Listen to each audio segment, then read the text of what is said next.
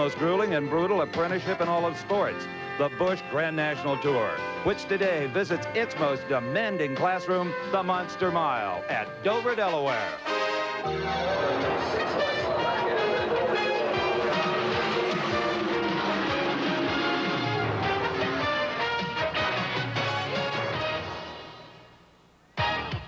Welcome. From the most challenging one-mile oval on the NASCAR Tour, K&N Motorsports proudly presents live coverage of the Budweiser 200. Hello, everyone. I'm Steve Evans. Now, you may be asking, why are we starting our coverage at the back of the pack? This is where the story is. You see, some of those young lions out-qualified established Winston Cup stars that were converging on their turf. They also punished a couple of their own. Jeff Burton in the 99 car, he won earlier this year in South Boston, Virginia. He is clear back in the 26th position. Another winner on the Busch Tour this year is Butch Miller in the 52 car. He won at Hickory. He is clear back in the 27th position. Now, didn't anybody tell these guys that Harry Gant, at the age of 51, won the Winston Cup race this year in Talladega? Apparently not. They didn't show the bandit much respect. And amazingly enough, Davey Allison, who in the last 2 weeks at Charlotte has earned about $460,000, is clear back in 30th. They weren't reading your press clippings. Well, I'll tell you what, we just missed the setup for qualifying. We went out on sticker tires, and the car just never grabbed the racetrack. So we went out practice this morning, and our Texaco Haviland Krispy Kreme racer is going pretty good, so we think we can get to the front. We'll be watching you as you move through the field.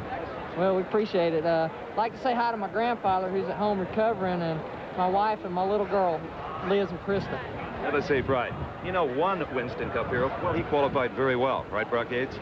Absolutely right, Steve. This number 10 automobile on the outside of the front row. You recognize him, Ernie Irvin, former winner of the Daytona 500 this year. He is set to go, but he's got to beat this man, Dave Mader from Maylene, Alabama, who came in here only the second time in this race car, and he smoked them all in qualifying.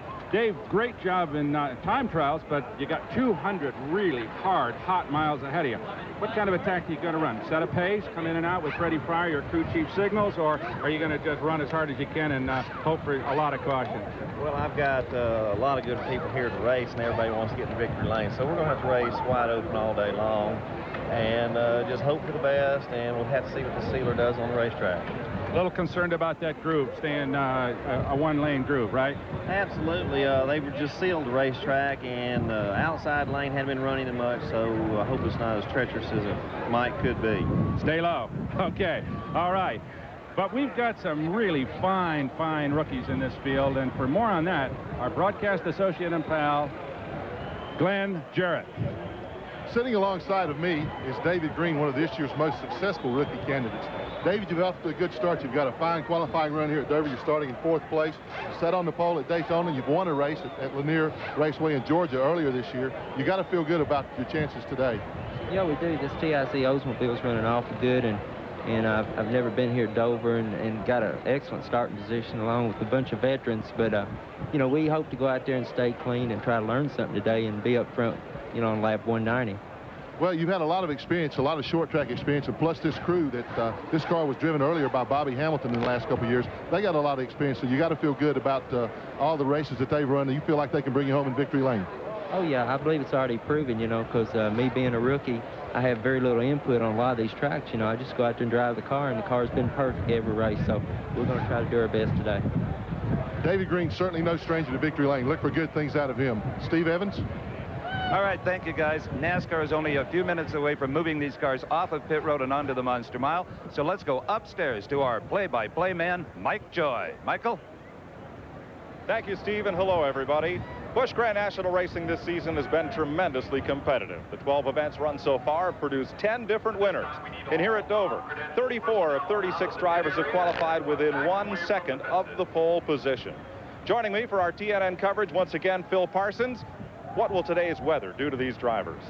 Mike, it's going to be extremely difficult for these guys to stay cool for 200 miles. The headers of these cars run right underneath the seat, so that generates a lot of heat. They have air ducts to try to bring cool air inside the car, but there's not any cool air. It's all hot air. It's hot air from the other cars. The ambient temperature is hot, so it's going to be extremely difficult with these hot and humid conditions for them to stay cool for 200 miles. Phil, we're delighted to welcome one of NASCAR's all-time greats, Buddy Baker, to our TNN coverage today. fellow who can speak very well to how tough and demanding this track is. Well, it is very demanding. It's 24-degree banking in the turns. Even the straightaways are banked here. The groove is right around the white line on the bottom of the racetrack. And the only rest you have here is when you stop in the pits. And that's not for long. Not very long. Buddy, glad to have you with us today. Stay with us, folks. Ready to go racing at Dover. TNN's exclusive live coverage of the 1991 Budweiser 200 from the Monster Mile in Dover, Delaware is being brought to you by Budweiser, the king of beers with that clean, crisp, cold taste. Nothing beats the Bud. And by Haviland Formula 3 Motor Oil. Add more life to your car. We return to Dover, Delaware, right after these messages.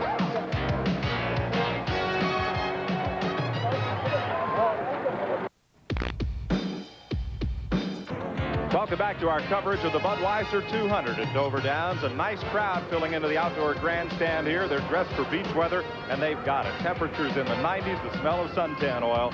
And they're expecting 200 miles of great racing, and they're bound to get it the way the Busch Grand National Series has gone so far this season. Their last run was last week at Charlotte Motor Speedway, as Steve Evans tells us in this Haviland Race Series update. Mike Car number 87, Joe Nemechek, provided most of the thrills in last week's Busch race with a couple of spins early on. But as far as the racing went, Dale Earnhardt made a mockery of the field at the Champion Spark Plug 300 Busch Grand National race at the Charlotte Motor Speedway. Earnhardt simply ran away and hid from the rest of the field. Next closest was Todd Bodine in the white 34 car, who qualified number 2, and that's where he would finish. Dale Earnhardt qualified only 21st, but was on the move, easily sliding through the field, taking over the lead on lap 51 and never looking back. Earnhardt would lead the rest of the way, all 149 laps, and was never really challenged. He coasted to a 2-car length victory and picked up a check for $35,500 with an average speed over 133 miles per hour in a very clean race. Now, Bobby Labonte continues to lead the Busch points, followed closely by Kenny Wallace, then Jimmy Hensley, Tommy Houston, and Joe Nemechek rounding out the top 5. Well, you're looking at the Penrose Oldsmobile of series point leader Bobby Labonte.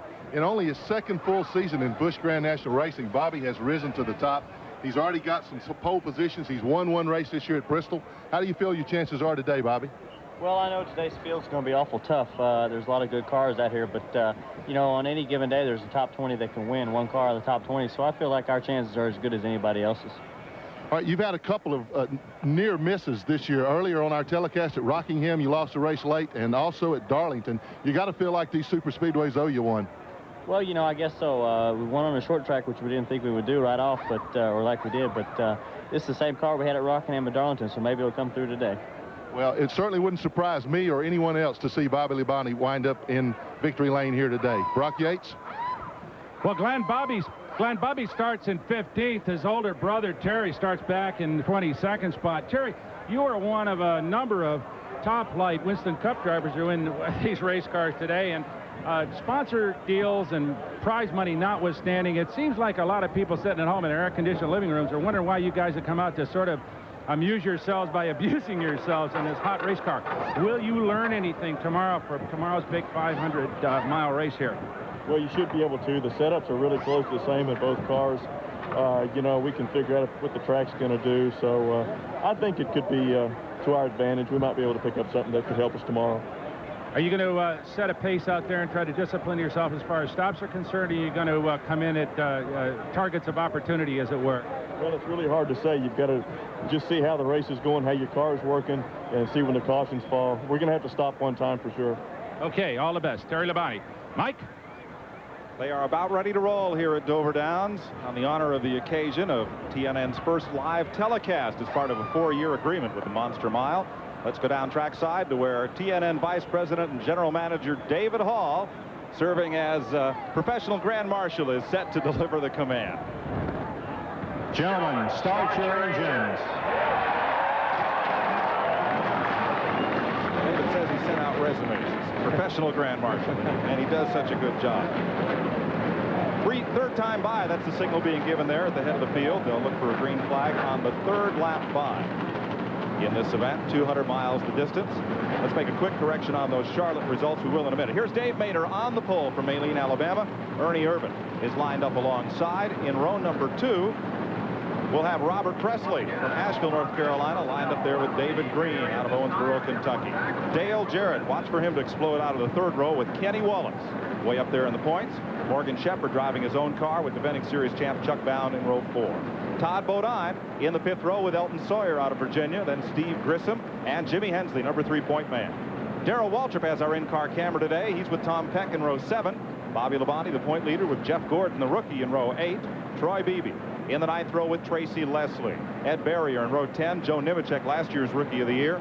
Mike Wallace in the 11th row, the middle brother. Terry Labonte, Ward Burton, and Tommy Houston in row 12. Ed Faree from Pennsylvania, Jeff Burton in the 13th row. Butch Miller out of Michigan. Dave Rezendes from Massachusetts. There's Harry Gant back in the 15th row with Davey Allison. Cecil Eunice in row 16 with New York State's Mike McLaughlin. Bobby Dotter and Richard Lassiter, another rookie contender, will round out the field. And a quick correction on those Charlotte results. Todd Bodine led that race, failed to finish. It was Dick Trickle coming home second and Harry Gant 3rd behind Dale Earnhardt. So they're rolling off for 200 miles. And Phil Parsons, we talked at the top of the show about the heat. It is certainly nowhere near yesterday, but it's going to be warm in those cars. Well, it really is, Mike. I think this will probably be that warmest race that the Busch cars have run thus far this year. So, you know, a lot of the guys, it takes a few races to get in shape for the heat. So since this, I think, is the hottest one this early, we may see some problems for some of them. Defending champion of this race, Mike Waltrip, will sit this one out today. His Pennzoil Pontiac has the pole for tomorrow's Budweiser 500, which, of course, you'll see live in its entirety right here on TNN. Harry Gant finished second here last year. Bobby Labonte, Tom Peck, and Ronald Cooper were the top 5. We'll be riding along with Darrell Waltrip today. There's a look at the gauge, and it shows 105 in that cockpit. Buddy, a little cooler up here. Oh, it certainly is, but I'll tell you one thing. They have several wars going on today. One of just being physically a demanding racetrack. Also, there's a little tire war here. You have Hoosier on the pole and Goodyear, you know, a very good tire here. It's going to be real exciting. The pole cars on Hoosier and a bunch of good race cars on Goodyear, so it's going to be exciting. As we saw inside Darrell Waltrip's car, he has that full face helmet. He has the long gauntlet gloves, and he just reached out there just to get a little bit of air flowing in through the cockpit, encapsulated there in his Butler-built seat. And how much air do you really get when you're wrapped up like that? We'll check in a minute. Here's Steve Evans. NASCAR here will enforce a 40-mile-per-hour speed limit on pit road, unlike the 55 at the bigger track in Charlotte last weekend. Now, these cars don't have a speedometer, so on about the second pace lap, the pace car will bring them down pit road so they can indicate by their speedometers exactly what 40 miles per hour is. Now, under Busch rules, you're allowed to change 2 tires under yellow, 4 tires under green. Now, if this were a perfect world and this race ran all 200 laps green, some teams could make it with 1 stop. Most could not. But let's face it, this is the Monster Mile. It's hot, it's greasy, it's gooey. There'll be enough yellows for probably most teams to run through the entire arsenal of tires. All right, back up topside to the 3 amigos of motorsports. Oh, boy. Throw my sombrero into that ring. Pass the pitcher. Were these cars their street-going counterparts, they could use their speedometers to gauge that 40-mile-an-hour speed, but Buddy, here they do it with a different method. Well, what you do, you pull it back in the second gear and come down the pit road behind the pace car, and you look at the tachometer to see what it's turning, and that gives you the speed that you have to run under the yellow flag here. And Darrell looks like he's just at about 4,400 RPM, 4,500. Now they sweep back up into the banking, and they'll form up for the start. 24-degree bank, new sealer on the race surface. The bottom group pretty well run in practice this week. A day and a half of it for the Winston Cup cars and these Busch Grand National machines, but not much up there on top. Well, you just said the key right there. The bottom groove is very good. The upper groove is not very good. And when you are lapping race cars, you have to go to the top grooves, and that's going to be exciting. Joe George is the honorary starter. He has the green flag in hand. Mike Harwood up on the flag stand today. Going green this time, Mike. The lights were off the safety car, so he'll be ducking down pit road, and should get a start this time by. The Oldsmobile pace car comes to the pit lane, and Dave Mader leads them down to Joe George's green flag. Mader and Ernie Irvin roll off into turn number 1, and they stay 2 by 2, well back through the field. Ernie's not going to give it up without a fight, and now Mader busts out and loses it just a bit there in turn 2. Well, that could have been a real mess. If he'd have lost that car, he'd have had 34 cars behind him. It was a quick toss and catch it for Mader. Dave Mader with the race lead. Ernie Irvan in second. That's David Green coming up from the 3rd spot. Dale Jarrett started 5th, running 4th. And Kenny Wallace caught on the outside as one car, Chuck Bound, scoots up the racetrack high. There's Tommy Houston being overhauled. These guys are really being tentative on the top of the racetrack. Here comes Davey Allison from a bad starting position. He looks like he's really going good. Terry Labonte's caught on the outside, slowing way down. Labonte well off the pace in that blue car, top of your screen. The Sunoco car rented from his younger brother for today's race. Up front, it's Mader, Irvan, Robert Presley. And Presley's moving into the 3rd spot. David Green dropping back to 5th behind Dale Jarrett. 6th is Morgan Shepherd as they round into turn number 3. 3 of 200 laps complete this time by. Dave Mader, class of the field. Ernie Irvan runs 2nd, and they're beginning to distance themselves from Robert Presley, Dale Jarrett, and David Green. More from Dover Downs after these messages.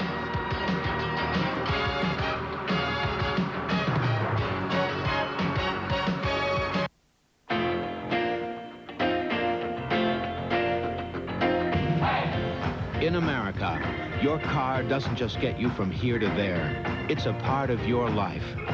To give your car complete protection, Texaco is introducing new Haviland Formula 3 motor oil with not 1 but 3 kinds of protection against heat stress, starting friction, and engine dirt. New Haviland Formula 3. Add more life to your car. If only your tires could talk. It's so tiring. He babies the car, then abuses me with messy vinyl cleaner. Hey, I'm rubber. No-touch tire care. Ooh, nice foam. Introducing No Touch Tire Care, the first product to clean, shine, and protect tires in one easy step. No scrubbing, no dirty rags, no mess. Yeah, clean and shiny. Oh, no, bad doggy, go away. Treat your tires right with new No Touch Tire Care. Chocolate is scrumptious when it crunches. That's why I love Nestle Crunch. That's why I love Nestle Crunch Crunches. People today are busier than ever. Do you ever think to ask Ace by phone? Yeah, call your helpful hardware folks ahead of time. They'll tell you what they need to know to be ready when you come in. Might save you an extra trip, or at least make one a quick one. End of the line, John. Ask Ace by phone. Catch 90 minutes of racing excitement from start to finish on the American Sports Cavalcade.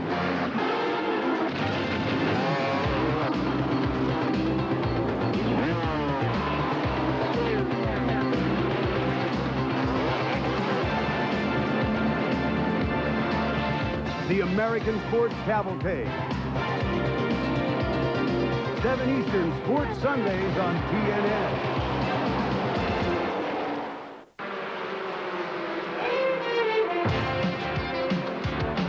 Laps complete in the Budweiser 200 at Dover, Delaware. Dave Mader up front. David Green had 6 laps with the 2nd place car. Now Ernie Irvan has moved up to challenge race leader Dave Mader as they roll off into turn number 1. And trouble in the back straightaway. One car grenades going down the backstretch, and they'll run to the yellow. Looks like Mike McLaughlin in the 64 car. Yeah, that's who it is. Oh, what a shame. He has been star-crossed. He's torn up a couple of cars this year for the Mike and Harry Gricci team. Picked up a ride for this race. And he'll be the first car out today. McLaughlin, he can go on one of his sponsors' products there. Sunberg both spend the rest of the day. It's going to be a short one as he's behind the wall with the hood up. Terry Labonte made a pit stop for right side tires while we were away with his Oldsmobile. So first caution of the day comes out of lap number 10. Mike McLaughlin going behind the wall with the hood up on his number 64. And Irvan took the battle back to the start-finish line, so Ernie Irvan will be leading Dave Mader on the restart with Dale Jarrett up to the 3rd spot. Buddy, you've been watching Ernie closely these first few laps? Yeah, he's handling extremely well, especially getting into the corner, and Dave Mader's car looked like it was getting a little bit loose. As a matter of fact, he's coming in the pits. Are they moving him back in the lead?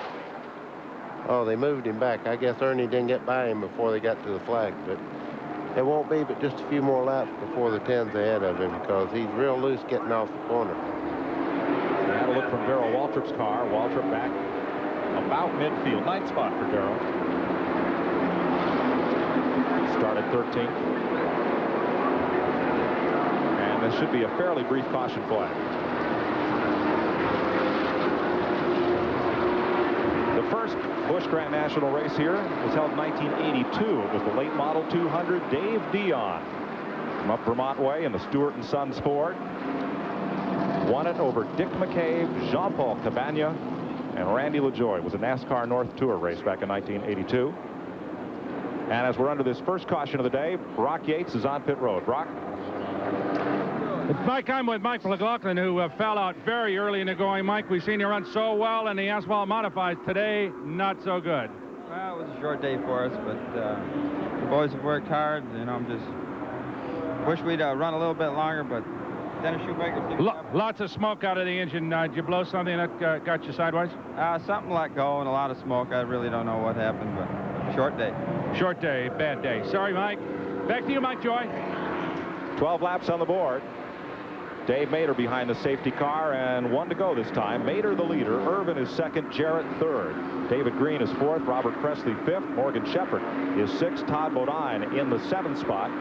Back at 8th is Steve Grissom. Waltrip is 9th. Darrell and Kenny Wallace holds the 10th spot ahead of Jimmy Hensley, Tom Peck, Elton Sawyer, and Bobby Labonte. You know one thing, I've really been impressed with Todd Bodine lately. He's really in the fight every week. In Charlotte, he ran like he'd been there many more times than what he has been. And here, he's running a very good race, and he don't get himself in bad spots in the corner. He just looks like he's doing a great job to me. Had a good finish on our first TNN telecaster. Rockingham had a great run and led at Charlotte. Really coming on and having some good fortune here. Here's a look at Harry Gant. The Bandit is back in 27th spot. He started 29th and only picked up 2 positions. So start of what could be a long day for Harry Gant. Davey Allison running in the 21st position. And Davey started this race well back in the field in 30th. So he's picked up 9 spots as we go back under green.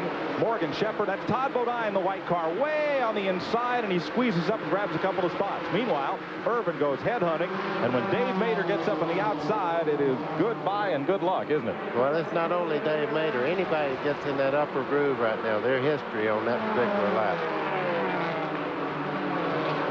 That's what just happened to Morgan Shepherd as he goes backsliding through the field. Darrell Waltrip working underneath him. There are those cars at the top of your screen.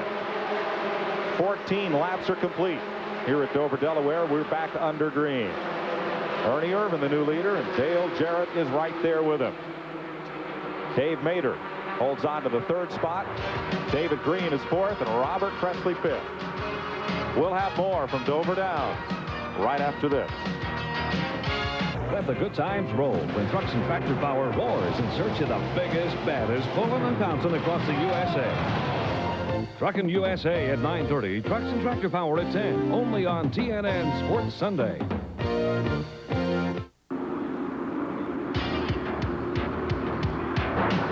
At Dover Downs, Delaware, second caution of the day has come out at lap number 17. Mike Wallace, the middle of the Racing Brothers from Missouri, let go an engine down in turn number 1 just a lap ago, running right in the middle of the field. There are the clouds of smoke as Dave Resendiz sneaks by underneath. Everybody out of harm's way in that one, and Wallace did a nice job of controlling the car despite all that fluid coming out from underneath. So Mike Wallace coasts in, and we'll go pit side with Brock Yates. Mike, I'm with one of the greats, Red Farmer, the crew chief on Dolly Allison's car, and everybody's all smiles down here in the number 28 pit. 19th place, started 30th. What's he telling you on the radio? Well, he said the car's just a little bit loose off the corner. Nothing to worry about. We're going to put one around the wedge in it on the pit stop, but he said the car feels good. It felt real good in practice this morning. It was running about a half a second faster than we qualified. We messed up qualifying and qualified on sticker tires. We should have had some scuffs. But he said the car's working good, so we're real happy with it. He's going towards the front. I believe that. Good luck, Rhett. Thank you. Okay, Mike. Look at Davey Allison running in the 19th position. And Davey started way back in the field in 30th spot, so he's picked up 11. 2 retirees, Mike McLaughlin and Mike Wallace, out of the race, both with engine trouble, as we're 20 laps in to the Budweiser 200.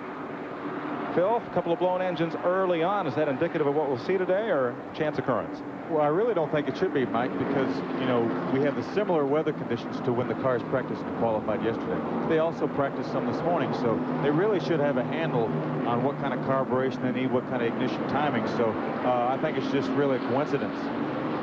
20 laps down, and second caution of the day. A lot of rookie drivers, 8 rookie contenders sprinkled through this field. We got comments from some of them about this racing series. Michigander Tracy Leslie is a father of 3 with 15 years racing experience and some impressive credentials already. He comes into the Busch Tour as the 1988 ARCA Series champion. He's a winner. I hope that one day that with running the Busch Grand National Series and running in conjunction with all the Winston Cup, that's my hope, is to run the Winston Cup schedule. And with running the Busch Grand National Series and running for Rookie of the Year, we're running most of the tracks that Winston Cup runs at, and that's what my goal is. California bachelor Troy Beebe put a reverse twist on Horace Greeley's line, "Go West, young man." He has come south and east to establish himself as a professional race car driver after 5 years on the West Coast. I'm from Modesto, California, same hometown Ernie Irvin's from. It's my only claim to fame right now. I'm here running the Busch Grand National Series, trying to make a career move, run good, work my way into these East Coast tracks and get some Speedway experience and run the best I can here on the Busch Series. Although a rookie, David Green started making headlines early. He won the Busch pole position at Daytona this year and became the first rookie to win a Busch Series race at Gainesville, Georgia. He comes in with his eyes wide open. I love this series because I'm able to race as a hobby plus a profession and get paid for it, of course. And then also I believe this series is just as tough, if not tougher, than Winston Cup. So it's an honor to drive against 40 of the greatest drivers there is without being with Richard Petty and them guys. If former desert racer Rick Mears can become a 4-time Indy champion, Richard Lasseter is hoping a guy who raced dirt quad 4s, well, maybe can succeed on the Busch Tour. And his motivation to join it a bit different than anybody else we talked to. Quite frankly, I started racing because I was always burning up the highways all over the United States, and it was costing me too much money paying tickets, so I decided to put that money to good use and drive a race car. And his prize money will go to good use, paying his car insurance. Richard Lasseter, one of the Busch rookie contender. While they clean up here, we'll get ready to go back to green flag racing, and we'll have it for you live on TNN when we return to Dover Downs, Delaware, and the Budweiser 200. Stay with us.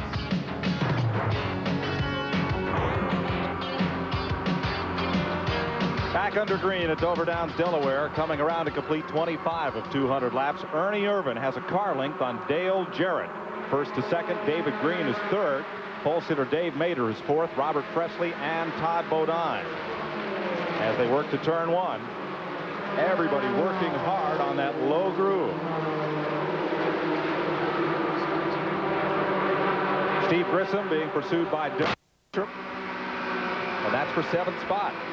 This looks like Noah's Ark. Everybody's 2 by 2 by 2 out there. Little individual battles going on as Ed Ferree drops to the bottom of the racetrack in turn number 3. And the Pennsylvania driver will head to pit road. Riding along with Darrell. Hard to imagine sitting home how those cars really bounce around a bit out there. Yeah, that in-car camera showed you that even the dash in the car was shaking from the bumps in the racetrack. Here's Ferree, and the rear end is on fire on his car. Going to have a tough time changing that right rear with the flames. A little work with the extinguisher before they'll be able to get that service completed. There you see it up in turn number 2. What could that be? Boy, either a brake locked up or something caught the thing on fire, or he blew a hub seal, rear hub seal, and he got grease on the brake and caught on fire. Here we're back with the leader, Ernie Irvin, and Dale Jarrett running second. Well, what do you do if you're Dale Jarrett and it's only 28 laps into this thing, buddy? Do you go for it or do you hang with him? I think he's going to wait for the Ernie Irvin car to make a mistake, because right now it looks like Dale's a little bit faster, but it's a one-groove racetrack at the moment. Until they move the groove up a little bit, he just can't make a pass unless Ernie makes a mistake. And if he looks in his mirror, he'll find Robert Presley closing in, or David Green, rather. David Green and Dave Mader.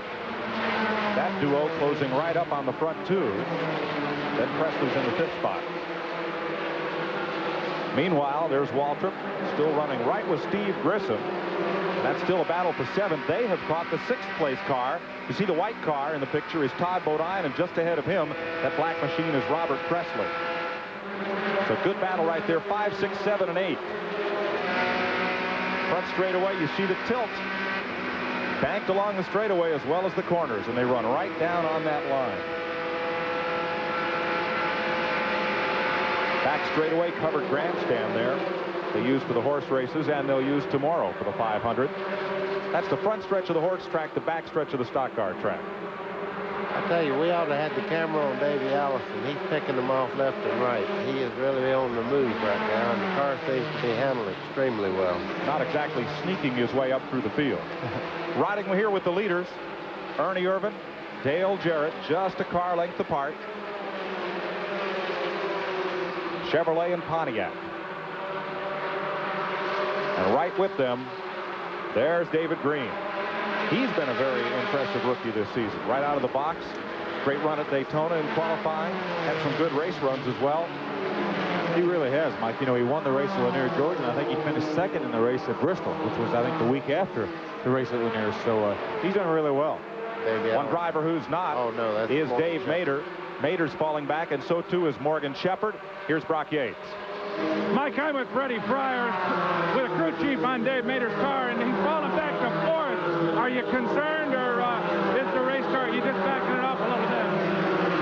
Well, the car was getting a little loose with him, but he said it's tightened up since the restart. And what happened, he missed third gear on the restart, so that's what we got to have. They're going to sit there for a while and try to work his way back up front, huh? Right, he's just kind of biding his time now, letting some laps go by. All right, there you heard it from Freddie. Missed the gear shift, and he fell back a little bit, but I'm sure Dave will be back up among them all real soon. Mike? You're about to hear it from Dale Jarrett. You see the smoke coming out of the right tailpipe of his Nestle's Crunch Pontiac. He will come pit side instead of going to the garage, and brother Glenn Jarrett is right there. Okay, Dale Jarrett has brought the 32 Nestle's Crunch Pontiac into the pits. There's a lot of smoke coming from the engine. He is unbuckling, taking his helmet and glasses off. I think that's going to be it for the rest of the day for that 32 car. Very disappointing. The car was very, very strong early on in the race. He told crew chief John Irvin he felt like he could pass leader Ernie Irvin when he got the right time. He wasn't going to force it, but looks like the right time's not going to come today. Well, we'll have a word with Dale Jarrett in a moment as he climbs out of that car. And let's have a look at it. Down the backstretch, it just looked like things came unglued, running in a tight pack of cars. In second place, David Green making evasive action. I tell you, he's had a terrible time for the past 2 weeks. I don't know how many motors he lost in Charlotte, but somewhere around 3 or 4 motors there, and then to have this happen today, I know he's getting a little disappointed. So they'll push Jarrett's car away.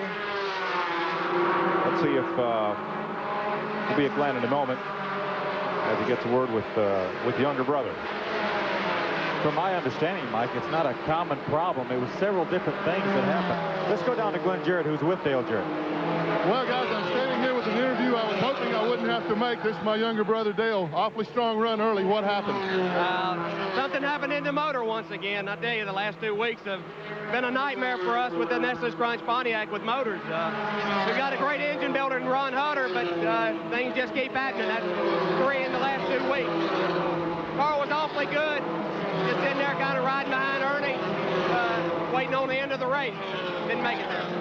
Well, this is 2 weeks in a row he's had the fastest car and hadn't been around at the finish. Wasn't even around at the start last week. Better luck next time. Well, thank you. Appreciate it. Davey Allison getting past Chuck Bound as we complete 39 laps. 12th place for Davey Allison. He started 30th. He's had a great run toward the front after what he explained at the top of the show was a mess up in qualifying. I'll tell you what, this number 8 car of Green is really making a run on Ernie now. He seems to be quite a bit faster than he is in the center part of the corner. You'll notice he really eats him up. So it's going to be exciting here in just a few seconds. Meanwhile, Davey Allison scoots away from Chuck Bound, Joe Nemechek, and Tommy Houston. Now we're up with the leaders.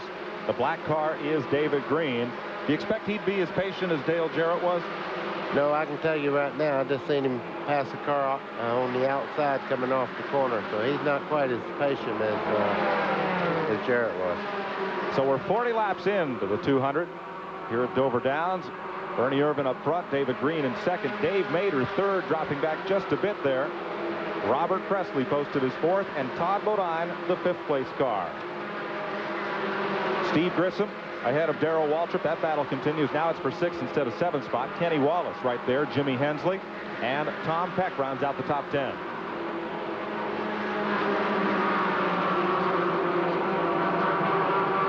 So with Irvin leading Green and the rest of this Busch Grand National field, 43 of 200 laps complete. We'll be back to Dover Downs, Delaware, right after this.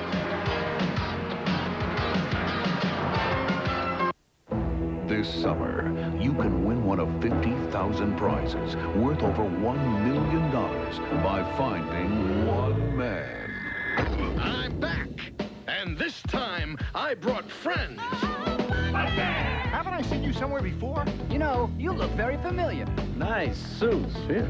Find a Budman certificate inside packages of Budweiser, Bud Light, and Bud Dry Draft to win.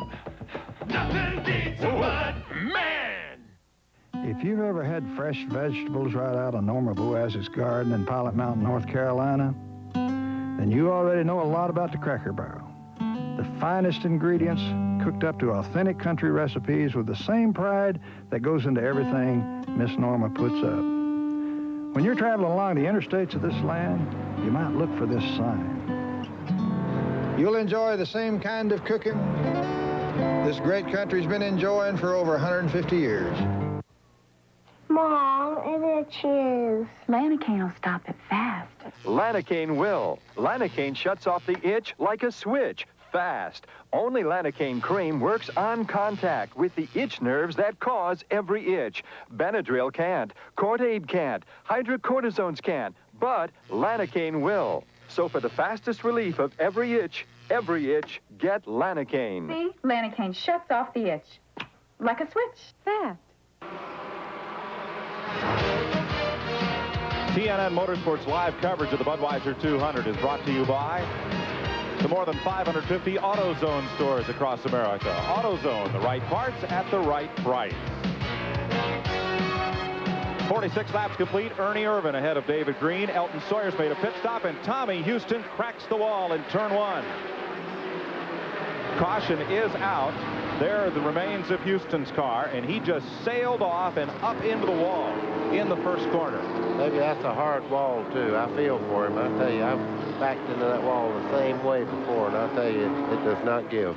Our initial report, Mike, was that something happened to the the right rear tire. He had a right rear tire prop going in the corner that just turned the car around. Once you get down in that corner, those right side tires take such a loading, there's just no way.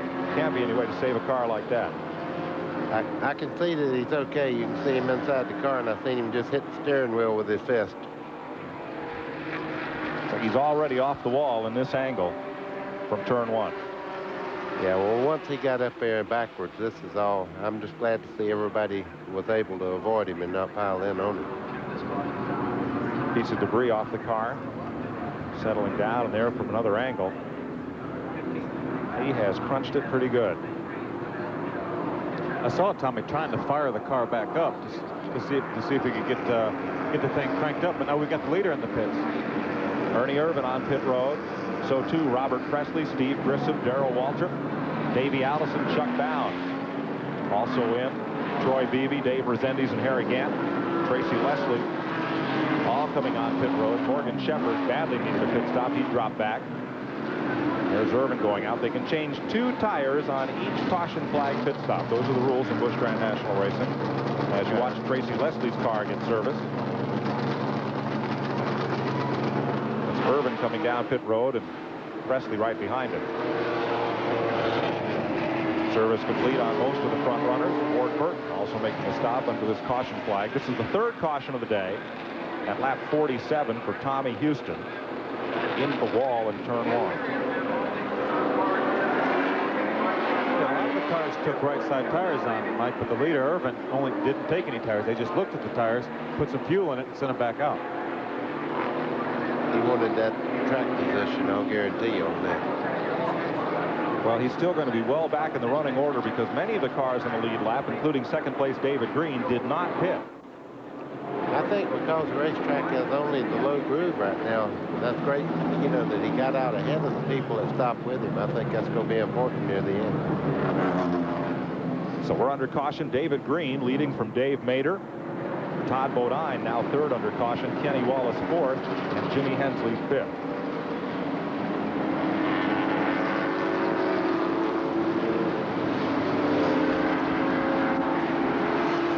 We've met 4 of our Busch Series rookie contenders. Now, Steve Evans takes us for a look at some more of the men who are challenging this series for the first year in 1991. They say it's easier to go from dirt to asphalt than the other way around. Georgia rookie Cecil Eunice certainly hopes that's true. And if there's one guy who ought to be comfortable in a loose-handling automobile, it's Eunice, who loves to put them sideways. We'd run dirt for about 10 or 12 years, and I'd done about all I could do where I was racing around home there. And then, Carol Levin come along and wanted to run a little asphalt. So, this is something that I'd always wanted to do. So here we are. We're just running with the Busch.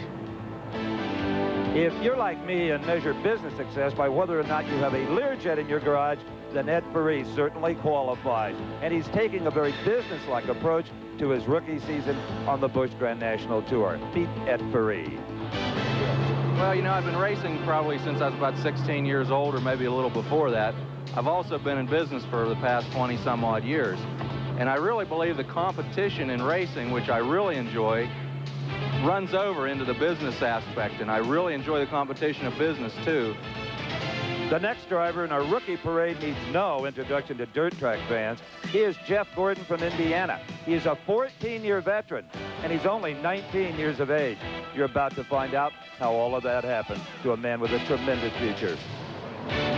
Basically, I don't know any different. I've been racing ever since I was 5 years old. Basically started racing quarter midgets just for fun, just as a hobby. And it got to be really competitive and serious racing. And I've been racing just about every weekend ever since I was 5. And I just don't really know anything else.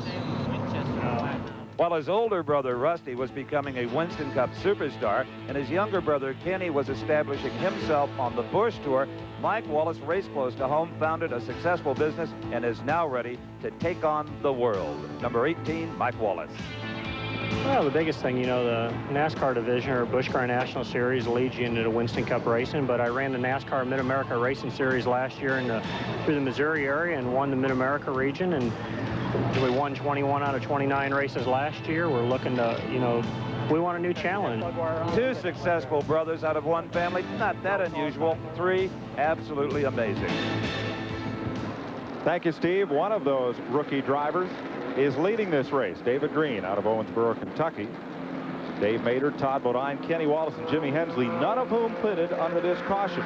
Jeff Burton is on pit road with the hood up on his Armor Foods Chevy. And Davey Allison made a second pit stop, this one for right side tires. Here's Glenn Jarrett.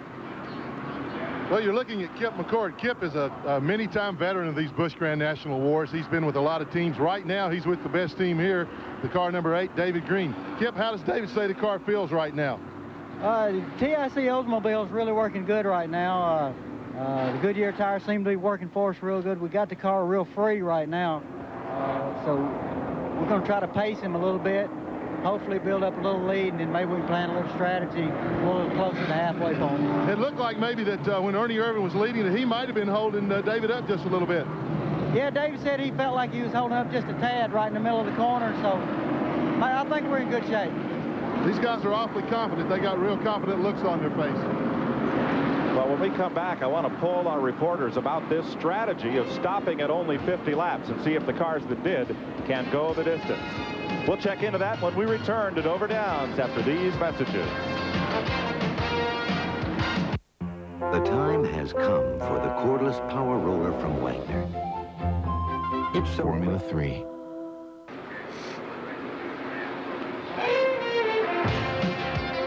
At Dover Downs, we're getting set to go back under green. Jimmy Hensley just making a late pit stop. Let's see if some of these drivers can go the distance. Glenn Jarrett?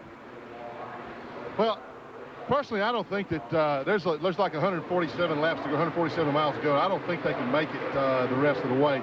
Some of them might try it, but that's pushing it awfully, awfully far. David Green didn't even come in, so he's got to stop. Steve? Well, I would say if someone goes all the way from this point without fuel, NASCAR will have the fuel cell out of that car for inspection in about a New York check. And I don't see any way anybody can do that. How about you, Brock Yates? I agree, Steve. I've done a little Gallup poll down at this end of the pits, and all the crew chiefs say, no, we aren't going to try it. We got to one more stop. David Green falling way back in the field. He got way up high in turn number 1, but it looks like, gosh, has he found high gear yet? No, the car is way up in turn 3 and way off the pace. Kip McCord and crew are ready for Green on pit road, but he could not get down below in order to get in the pit lane. It looked like he must have had a flat tire, Mike. The way he went in the corner, thing just took off to the right. It looked like a right front tire was flat. Also drifting back, Richard Lassiter, the rookie contender. That'll put Dave Mader back in front, as now Green will come around to pit lane. Let's take another look at the restart. See if we get a better fix on what happened here as David Green makes his way to pit road. This is going to be very costly for him. Here we have a replay. Went into turn 1, and the car just went straight. So there's Green way up on the top of the racetrack. Missed the wall, but now he's on pit road.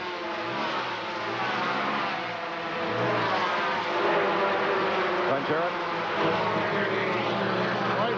The car number 8 of David Green is in the pits. They had a right side tire that had to go down. Looks like it's the right front. A real bad break. That car was working awfully well.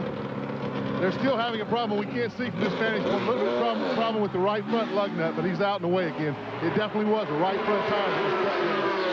Must have been some debris on the track after that restart. Real tough break for these guys. So Green is back on the racetrack as we watch this battle between Todd Bodine and Kenny Wallace. Two of the gamblers, two of the guys that did not stop under caution. I tell you, I talked to several people this morning, Mike, and they thought Kenny Wallace had the best car here in the morning practice. They thought he was the fastest car here. Buddy, you've been keeping a close eye on Todd Bodine. Well, I'm going to tell you right now, Phil is exactly right. The 36 car is just, I mean, it couldn't handle any better, and it's just a matter of time now. He's moving up every lap just about, and I don't believe that Todd can hold him off. It looks like it. Mr. Wallace has it well in hand. They are the second and third place cars behind leader Dave Mader. A little further back, Troy Beebe there just ahead of Darrell Waltrip. And we'll look at out the back of the Western Auto car, and right there you'll find Harry Gant. Behind them, Davey Allison. Good tight pack there in turn 1.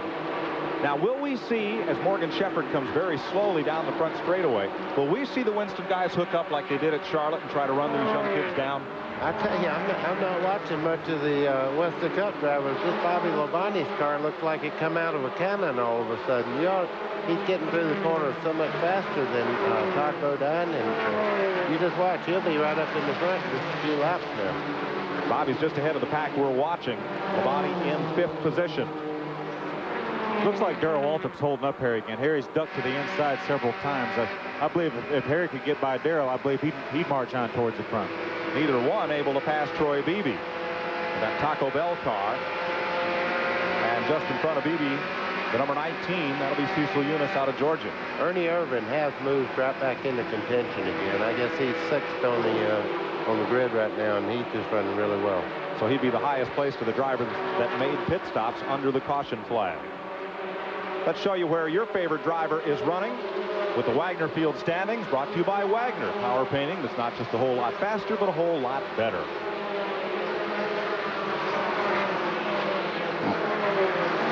Morgan Shepherd has come to pit road after running around slowly for a few laps as we continue. to watch this battle that involves Troy Beebe, Darrell Waltrip, and Harry Gant.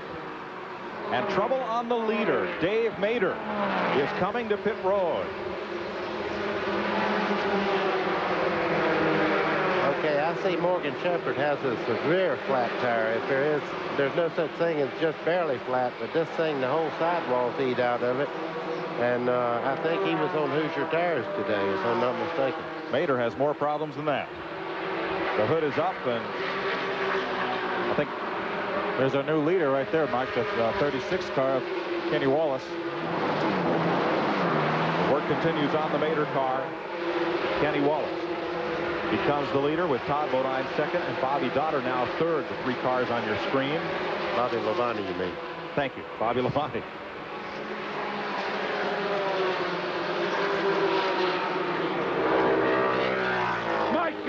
Mike Dave Mader is out of the race. I just talked to Freddie Pryor's crew chief. They think they burned a piston. You're going to see Dave unleash his belt and climb out of the race car. Very disappointed young man. Shirley Drew is buttoning the hood back up, but it's over for Dave Mader today. Boy, tough break for Mader. Fellows that have been up front here, Mader, Jarrett, have ended up out of the race early. We are 66 laps in to the Budweiser 200 as you ride along with Darrell Waltrip in Western Auto Chevrolet.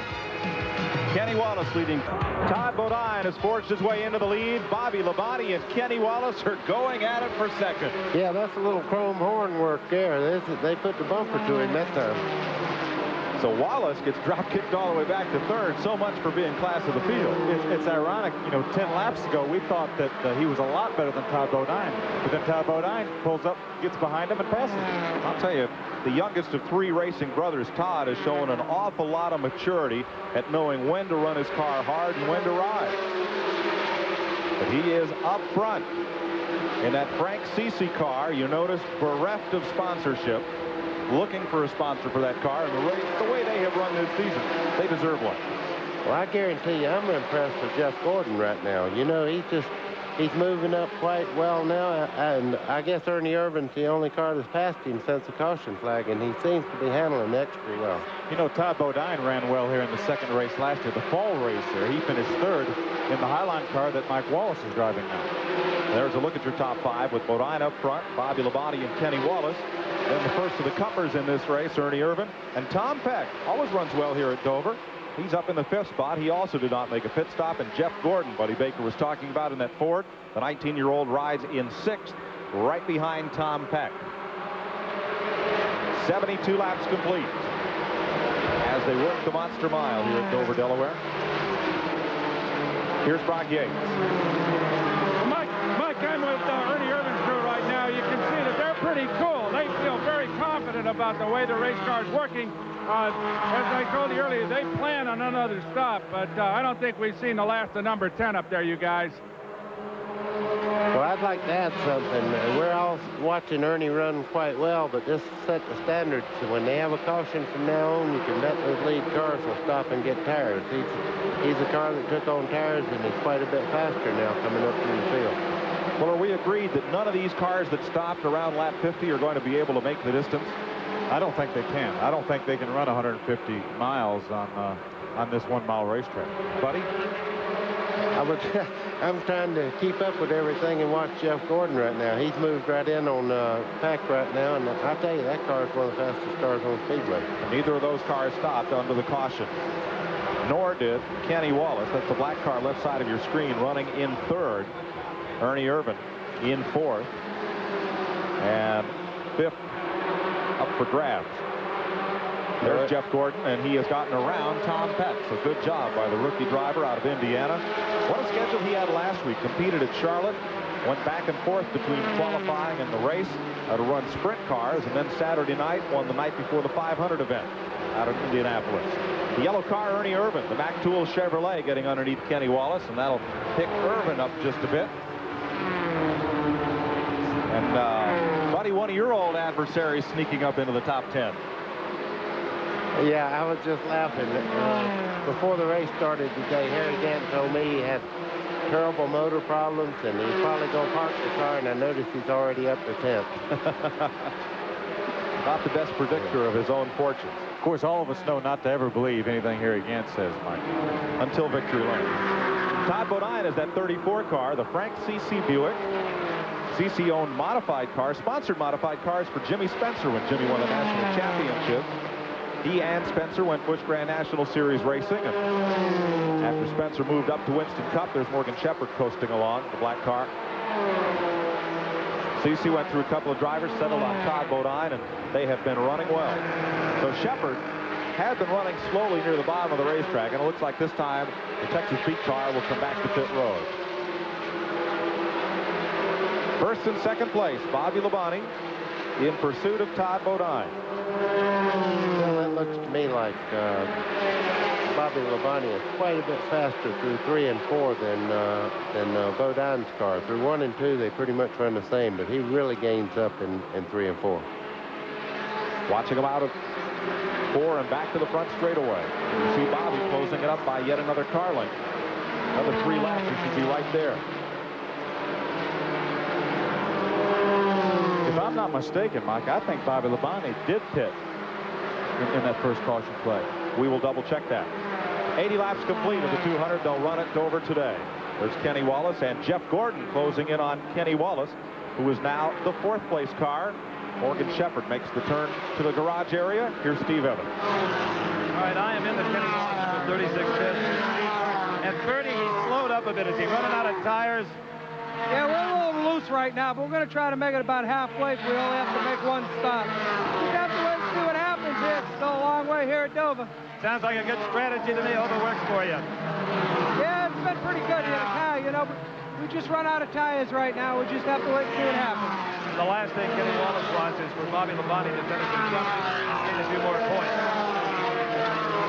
That is crew chief Steve Bird for Kenny Wallace, well known to much of this crowd as he's from New Hampshire. Grew up in modified racing with Pete Biandaca, the boys that ran out of Pittsburgh, Mass. Up front, Todd Bodine, and Bobby Labonte continues to close in that Penrose car, number 44. Right up within a car length of the leader, 83 laps down. Kenny Wallace and Jeff Gordon running very tight together. Back at 4th and 5th spot. No closer than the battle for the lead, however. There's Ernie Irvin. He's the 3rd place car, kind of running by himself on the racetrack, within sight of the leaders, but also within sight of 4th and 5th spot behind him. He really hasn't gained much on the leaders in the last 4 or 5 laps. Once he got by the 3rd place car and got up to 3rd, he really hasn't gained that much more on the leaders. Todd Bodine sweeping underneath the Armor Meats car of Jeff Burton. Still with Bobby Labonte in tow. Now Morgan Shepherd climbs out of the Texas Pete car and declines comment. Short day, but he'll have a long one tomorrow when TNN brings you the Budweiser 500. 85 laps down, Todd Bodine and Bobby Labonte keeps trying to make a run at him and draws ever closer. 115 laps left to go on the Monster Mile. Our coverage continues right after this word.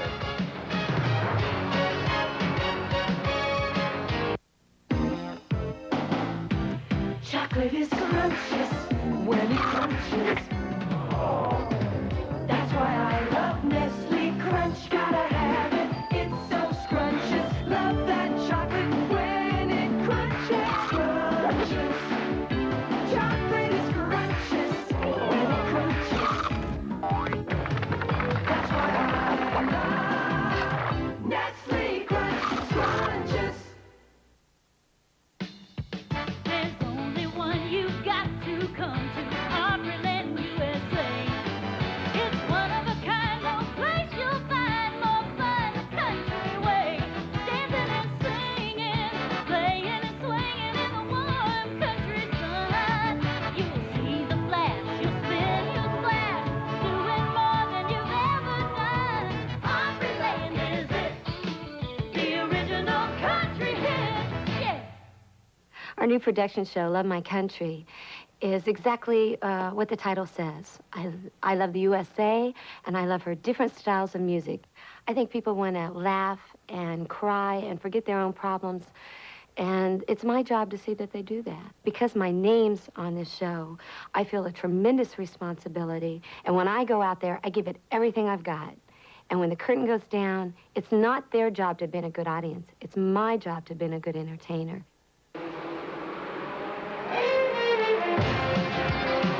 TNN Motors. 90 laps complete. Todd Bodine leaving Bobby Labonte. Ernie Irvin in third. Jeff Gordon has now gone to the fourth spot ahead of Kenny Wallace. Here's Brock Yates. Well, Mike, the story down here is the 28 car, Davey Allison. He made 2 stops. It was a mix-up on the part of the crew. He came in. They thought he only wanted gas, so they did not have a jackman ready. He told Red Farmer, I want outside tires. They weren't ready, so rather than waste time, he went out, came back in again, took the 2 right side tires. So now he went way back. He's now up to 10th place. The interesting part is, though, Red thinks they might be able to squeeze out the distance without another stop. And if that's the case, I'll tell you what, guys, he is a player. He's back into the top 10 at 92 laps, closing in on halfway.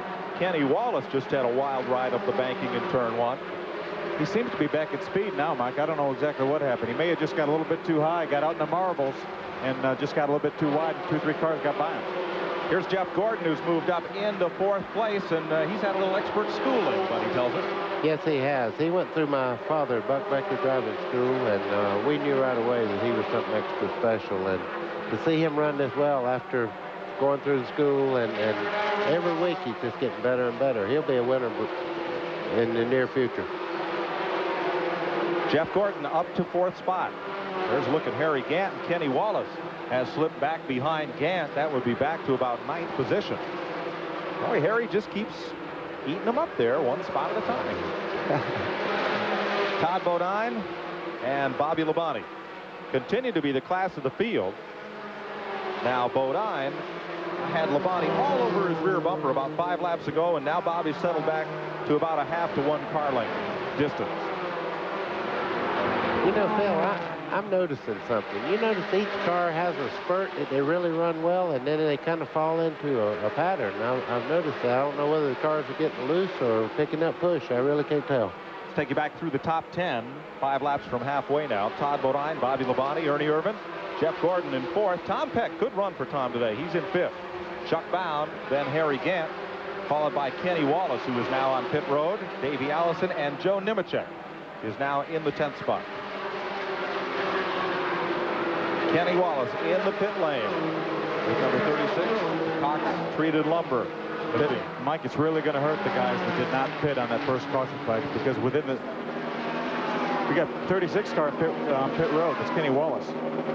He was one of the cars that did not pit on that 50-lap caution flag. So this is a scheduled pit stop for him. It's really going to hurt because it's going to put him a lap behind.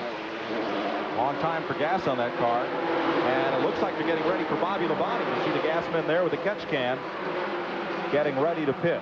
Tom Peck now having a challenge from Chuck Bound. That's the battle for 5th spot. Neither car pitted under the caution flag at lap 48. So 5th place at stake there. The defending series champion right there with Tom Peck, and here's Steve Evans. All right, here's a report on Kenny Wallace's pit stop. Birdie would like to have left him out there a few more laps to make sure that they can finish, but the tires were so far gone they were actually smoking when he came to a stop here. The reason it took longer to put fuel in the car is they wanted to get every ounce they possibly could in to make sure he does not run out of fuel. Now, it's gotten a little bit cooler. It's still a sweat box down here, but there's no direct sun on the racetrack. Tires may last longer the second half of this race. I don't know about this reporter, but the tires may be better off. Set 2. Todd Bodine is having a bit of difficulty lapping past Tracy Leslie. Yeah, it seems that Tracy seems to want to race exactly where Todd goes. I notice he comes down. When he comes down, it goes up when he goes up. And here again, the battle for 5th spot. Everybody's trying to run lower on the racetrack than the next guy. There he goes. Yeah, they passed him on the bottom side of the racetrack. Haven't seen hardly anybody passing up high. That's Kenny Wallace, the car right in front of the 34 car Todd Bodine, the leader. This will put Kenny Wallace 2 laps down when Todd Bodine passes him. David Green on pit road. Cecil Eunice getting service. Halfway. The cross flag sign for the leaders. And at halfway, Ty Bodine in front, Bobby Labonte second. And now Ernie Irvin moves up right with the race leader. Irvin now the second place car, bumping Labonte back to third. Kenny Wallace wants to do everything in his power to keep those leaders behind him and try to catch a caution flag, or at least until they pit. Obviously, Ernie Irvin won't have to pit for a while, but Ty Bodine will have to pit within just a few laps.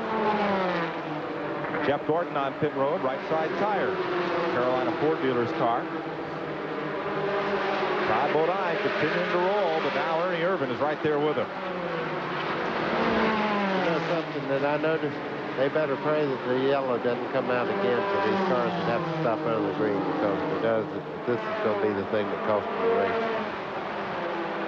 Service complete on the Jeff Gordon car. Ty Bodine, the white car, native of Chemung, New York. His two older brothers, Winston Cup stars. That's what he wants to be one day. Followed in their shoes up through modifieds. Now to Busch Grand National Series racing. A well-worn path for drivers from the northeastern U.S. You know, Ty Bodine is going to have to pit with it inside of 10 laps, because he did not pit on that caution flag. There's Chuck Bound moving past Tom Peck, and that'll be for fifth spot. You know, Chuck Bound had a problem this morning. He was out there in practice and had a little engine problem. Got oil in the water in the oil. It spewed the stuff out. He got in the oil and water mixture, spun out, did a little bit of damage to the car. So they've had to fix the car and put a new engine in it. And he's running awfully well. Right with Tom Peck, you saw Harry Gant. Gant is now up to sixth spot, but he too will have to pit. Leaders: Bodine, Irvin, and Labonte. There's Harry Gant stalking Tom Peck. Peck will have to stop. So will Harry, for that matter. No, Harry, he'll have to stop again, but not for about 40 or 50 more laps. Working up on Steve Grissom's car, the Roddenberry's machine. To put Grissom a lap down. Grissom in 14th place. Bobby Labonte's crew getting set for a pit stop on the third place cars. We're 106 laps in. Ty Bodine, who has not made a pit stop, leading Ernie Irvin, Bobby Labonte, who has yet to pit, Chuck Bound, and Tom Peck. That's the top five with 107 laps complete. 93 to go here at Dover Downs in the Budweiser 200. Stay with us.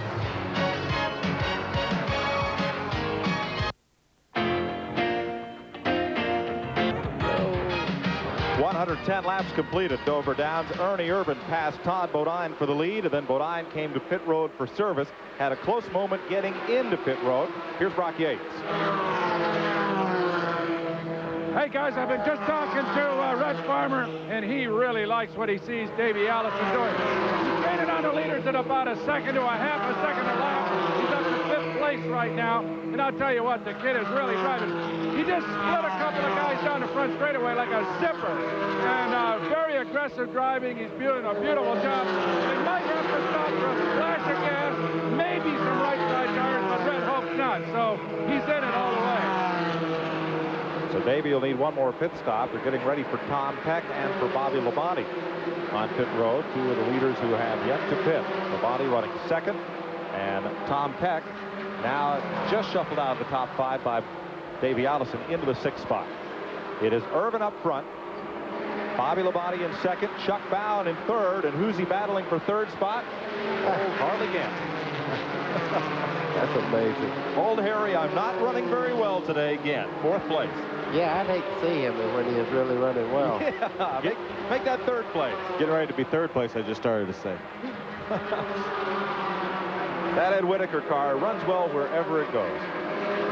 And here's Bobby Labonte on pit road. Steve Evans is there. I am there, and the crew of Bobby Labonte's pit road speed snacks car was hoping to get a yellow, but it's no time for that now. They've got to get this car serviced. Not much fuel left in the tank. They're going to put on right side rubber to get it the car as they possibly can, and they will be in ideal shape. Plenty of fuel to go the distance, plenty of tires to go the distance, and with new shoes on the right side, Bobby Labonte is liable to be a terror. they're in a good mood down here because they know that Kenny Wallace is a couple of laps back. And, of course, he is second to them in the points. Pretty good spirits here in the 44 pit. Yeah, but a pretty slow pit stop. 29 seconds. They're not going to be. They're going to find themselves a couple laps behind too, Mike, with that 4-tire pit stop. 4 tires under green. They can only change 2 under caution. So Bobby Labonte will drift well back in the standing on that pit stop after challenging for the front spot. So Ernie Irvan, the Mac Tools Chevrolet, is the leader at second place.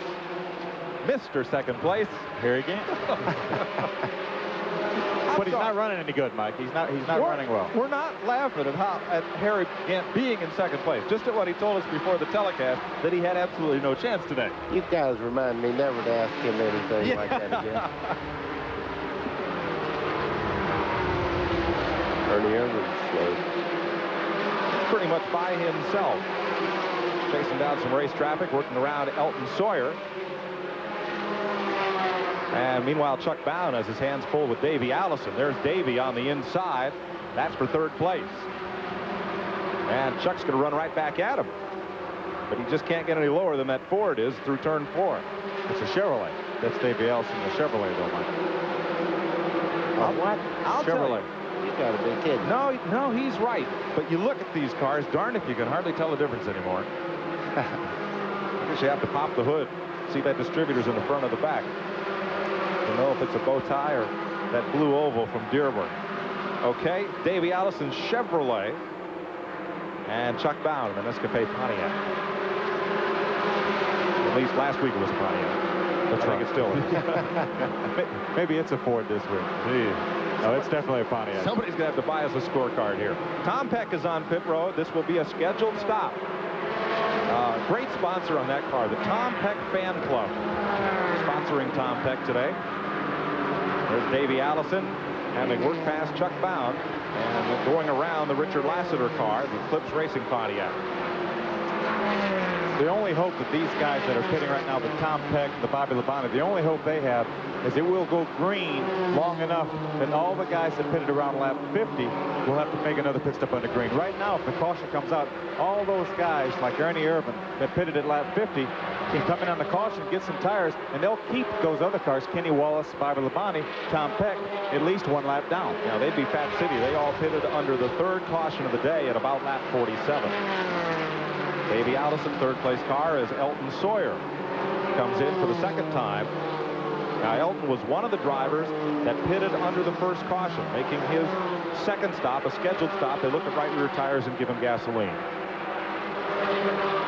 122 laps on the board. Ernie Irvan, Harry Gant, and this man, Davey Allison, the front 3. Chuck Bound is 4th.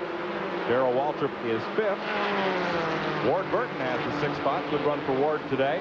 7th is Robert Presley. 8th, Jimmy Hensley. 9th is Troy Beebe on the lead lap. 1 lap down, Steve Grissom is 10th. You know, Mike, it's a bit ironic that all the guys that pitted on the lap 47 caution are Winston Cup drivers. Or among the guys that pitted were all Winston Cup drivers. The fellows that didn't pit and had to pit here just recently, and I think Chuck Bound was one of the cars that pitted, but we're all Busch Grand National drivers. Do you think the strategy from the Winston Cup teams is, hey, it's about lap 50, we got a caution flag, man, let's get in and get some fuel? I guess, buddy, you'd have to expect you were going to get another one. I got to tell you, anytime they throw a caution at Dover, I always come in, no matter what. Buddy wanted to hear that paper flapping.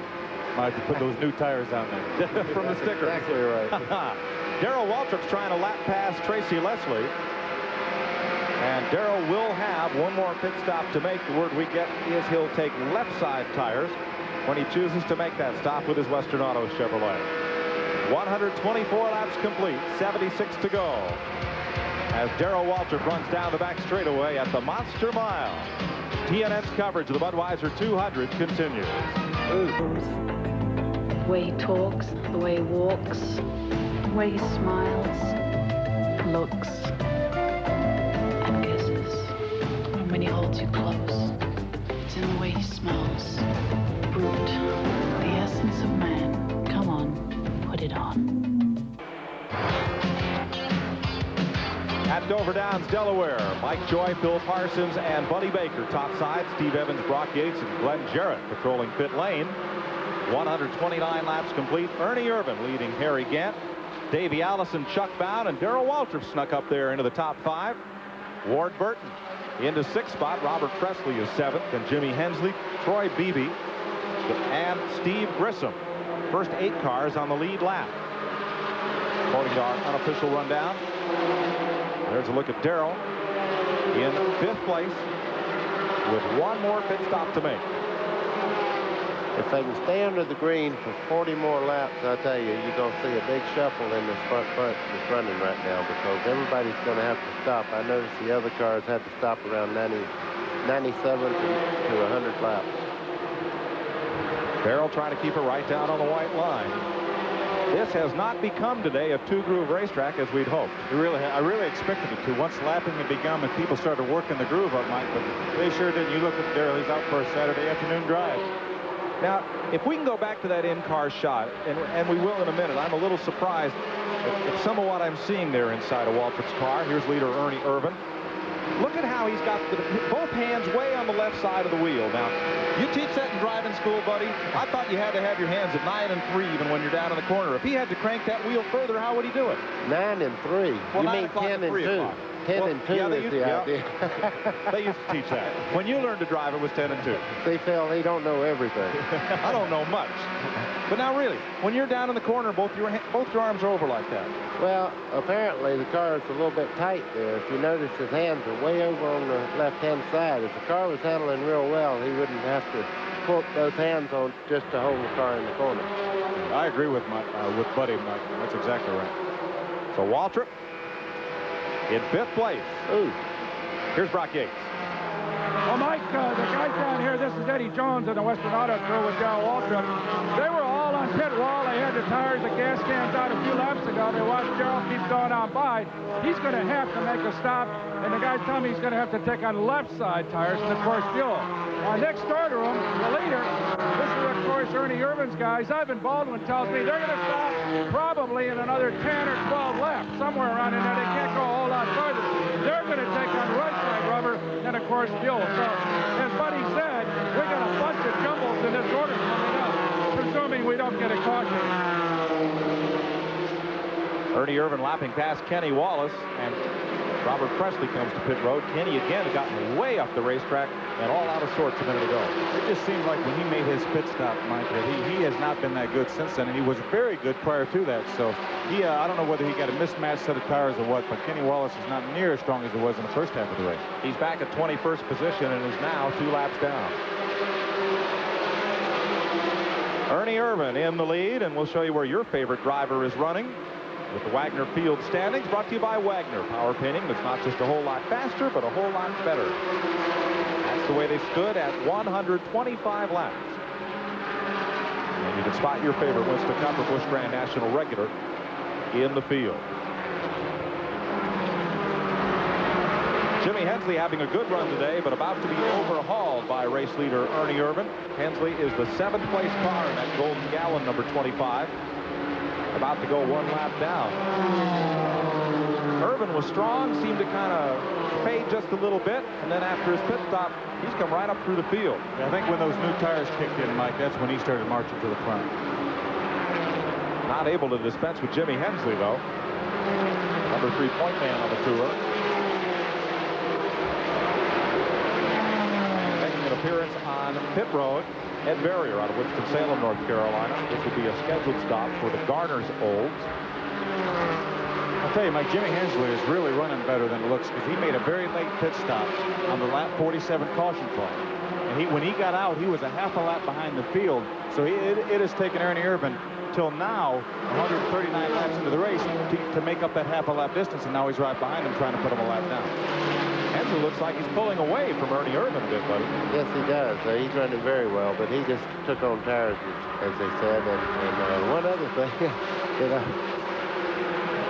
I can't get over Harrigan. I mean, he says he's not running, but Davey Allison's supposed to be running a second faster than everybody else, and he's not gaining a bit on Harrigan. So Irvin is first, Gant is second, Davey Allison is third, and here's Chuck Bound, the 4th place car. Darrell Waltrip in the 5th spot. Let's go to Steve Evans. Chuck Brown Debbie tells me that they can stay out there till about lap 156. Getting yellow now or anywhere between now and then. Obviously, they'll come in the tires and field. Now, in case you think that Chuck Bound is a little over-prepared in the pit area with a spare V6 Buick engine, understand these cars have been pitted for the whole weekend right here in this area. So this is their regular workstation and has been for the last couple of days. Expect to see Chuck Bound no later than lap 156. Richard Lassiter on pit road now as we watch Chuck Bound, the fourth-place car. I wonder if any of these guys will gamble and try to go the distance. Troy Beebe on pit road. We'll speculate on that just a little bit when we come back to Dover Downs. 142 laps complete. 58 to go as Ernie Irvin leads the field. Harry Gannon second. Davey Allison third. Chuck Bound fourth. Darrell Waltrip fifth. We'll be back to Dover after these messages.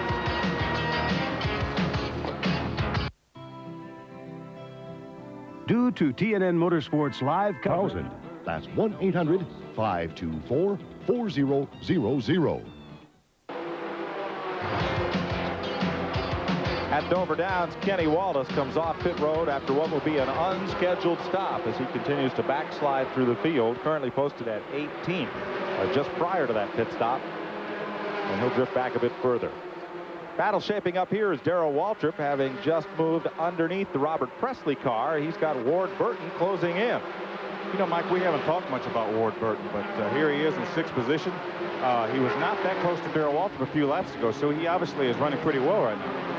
That's Charlie Henderson's Boot Country car, the number 75. Now moving underneath Presley and going to work on Terry Labonte. With Waltrip using those lapped cars as picks to distance himself from Burton's 75.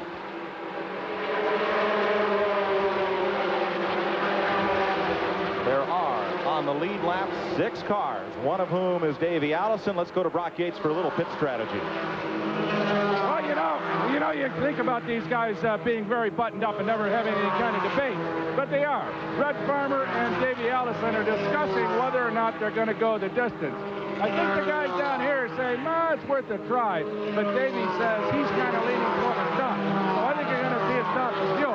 They're not concerned about tires, but they are concerned about running out of gas. So I think we're going to see a late stop on the 28. Of the 7 drivers on the lead lap, 5 are Winston Cup regulars. They don't run this series full-time, and they can afford to gamble. They're racing just for the purse and not for point money, as Jeff Burton comes onto pit road for what he hopes will be his final stop of the day.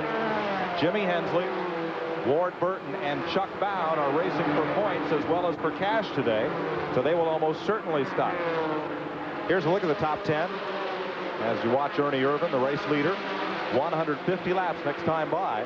Harry Gannon second, Davey Allison, Chuck Bound, and Darrell Waltrip.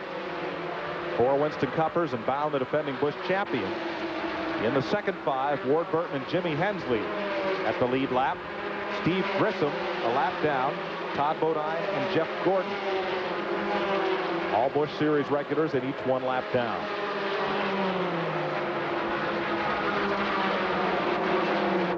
You see Tracy Leslie in the 72 car right behind Ernie Irvin. He just stopped a few laps ago. He has fresher tires than Ernie Irvin, and he's trying to get by him to get one of his laps back. Irvin trying to hold him off. Hardly anybody has passed Ernie Irvin today. Little activity in the Harry Gant pit we see looking across pit road.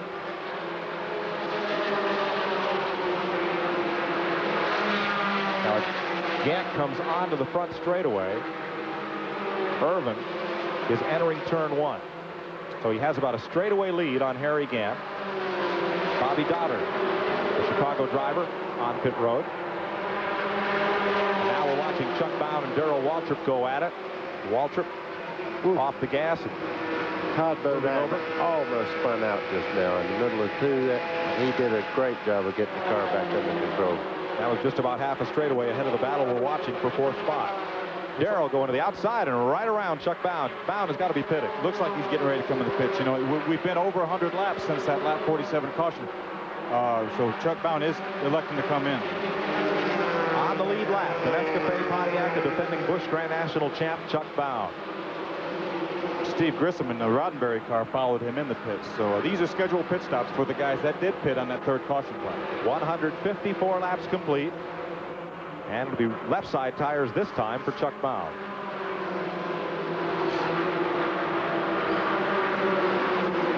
Wonder if Irvin will risk it. No, I don't think anybody will. I mean, we heard talk about Davey Allison. I don't think they can run 153 miles at this racetrack, Mike. Apparently not. There's Tony Glover.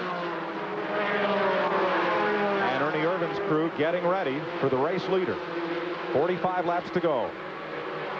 This will be a real break if we can just keep going green for a few laps. It'll be a real break for all the guys that had to make their pit stops around the lap 100 mark and are now one lap down because of it. Now, he only needs 50 miles worth of gas. Is it worth it to grab tires as well? It all depends on how much faster the tires are. We saw just a few moments ago Tracy Leslie, who did have fresh right side tires, come up and pass Ernie Irvin. But he's got, right now they probably only need 1 can of gas. So it's only going to take about 7 seconds to put 1 can of gas in. It'll take about 15 seconds to change 2 tires and put 1 can of gas in. So they have to weigh the factors and see how much faster the cars on fresh tires are running. Irvin's coming in. Buddy, 1 can of gas. You got a straightaway lead. Would you take tires? I don't know. I know how much new tires really help, but let's see what Ernie does here. Here's Brock Yates. They're putting tires. All right, Ernie's in the pits, and of course they had tires on the pit wall. There was no question that they were going to change the right side all the way. Everybody was ready to change those right side tires. No change in the chassis. He's back underway. Quick stop for Ernie Irvin.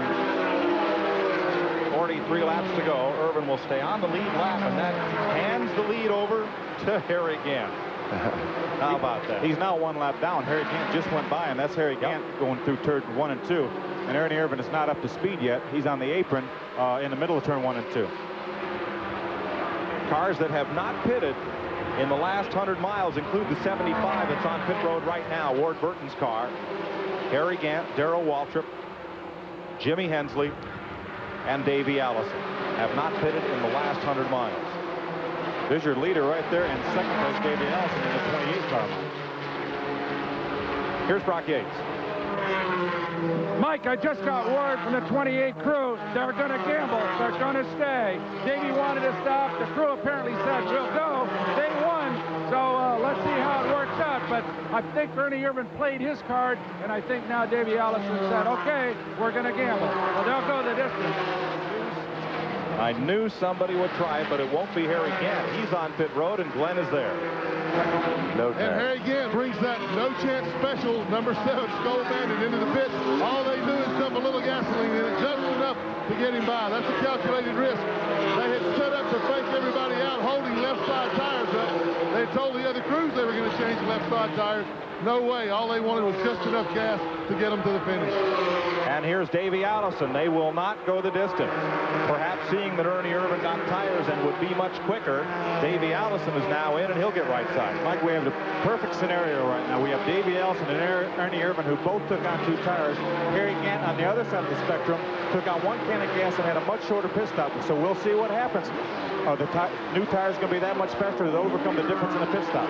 Buddy? It's almost a half a lap difference there. I'm looking at Harry Gant. He's in the middle of 2, and right now Ernie's just now getting to the start-finishing line. So he's got to really get on with it. If he look at this coming out of the pits here.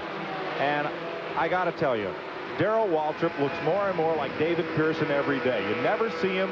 You just never see him at the front of the pack. And here we are, 40 laps to go. And who's the leader? DW. I'll tell you right now, Mike, Darrell Waltrip has had a chance to watch both the strategies. He's watched the Ernie Irvin and the Davey Allison change 2 tires. He's watched Harry Gant put 1 can of gas in. And as Buddy said, Harry Gant now has a half a lap lead on those 2 cars.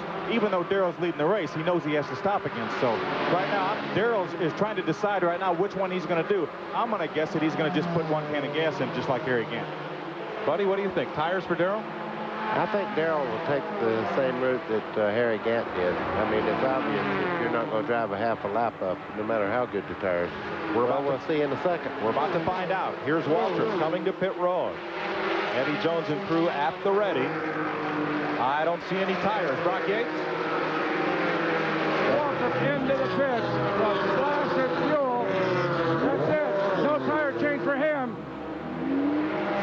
Mark that one at about 4.5 seconds. The leader is now Jimmy Hensley. Hensley will have to make a pit stop. He'll be the last of the drivers that has not stopped in 100 miles or more. 164 complete. 36 laps to go at Dover, Delaware. Jimmy Hensley in front. Harry Gant, Ernie Irvan, Darrell Waltrip coming up to speed after his pit stop. And we'll be back with more of the Budweiser 200 from Dover Downs after these messages.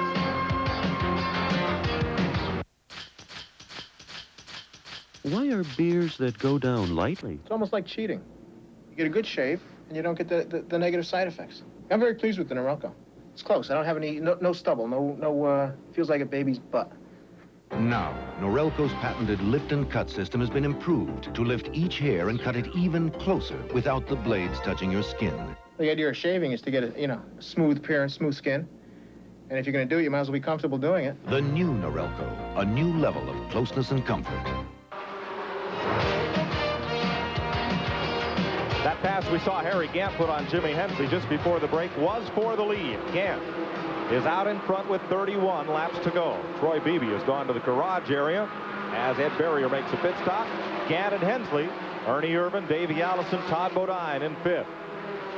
Right back of Bodine comes Darrell, Jeff Gordon, Tom Peck, Bobby Labonte, and Ward Burton. Then add Chuck Bound onto that list of cars that are on the lead lap. Here's Brock Yates. Oh, Mike, you remember I gave you some of that brilliant pit analysis. I said that Davey Allison was not going to stop. Stopped exactly 2 laps later. But that's the report that we got from Red Farmer and the guys. They had made the decision. They were kind of standing by, but of course in that sort of emergency, semi-emergency situation, suddenly their spotter, who's up on top here, could see. He yelled out, he said, "Davey's coming in." And of course everybody got ready. But that was Davey's decision, not the guys here in the pit. So, you can see that there was a little debate going on there all afternoon long about whether or not to make that final stop. And in the end, it was the driver's call to bring the car in. Jimmy Hensley's on pit road. He is the last of the leaders to make a stop. Right side tires on the Don Beverly car. Golden Gallon Oldsmobile. A long time there, trying to get some oil off the windshield for Hensley. Boy, that is going to be costly as they complete the tire change. And Hensley will go a lap down now. That'll leave us 10 cars on the lead circuit with just 28 laps to run. Leaders of this race, pole sitter Dave Mader, Ernie Irvan, David Green, Kenny Wallace, Todd Bodine, and Davey Allison have all led for a bit. Add Harry Gant onto that list. Darrell Waltrip have all had a chance at the front. Right now, it is Gant. The second place battle, though, is heating up. There you see, left side of your screen, Ernie Irvan, the yellow car. And to the right, Davey Allison. Closing up on Terry Labonte, who has gone 3 laps down. Mike, according to the unofficial watches, Ernie Irvan is really cutting into Harry Gant's lead. He's only about 6 seconds behind right now, so there's 26 laps left. Will he be able to catch him? We'll have to see. Remember, Irvan got tires on that pit stop. Gant did not. Buddy, for how long will that give you an edge? Well, let's say it this way. He might catch him, but passing him is another story. As Gant rounds out of turn 4 and comes to the start-finish line, Irvan is in the middle of turn 4 when Gant is at the start-finish line. That's the separation.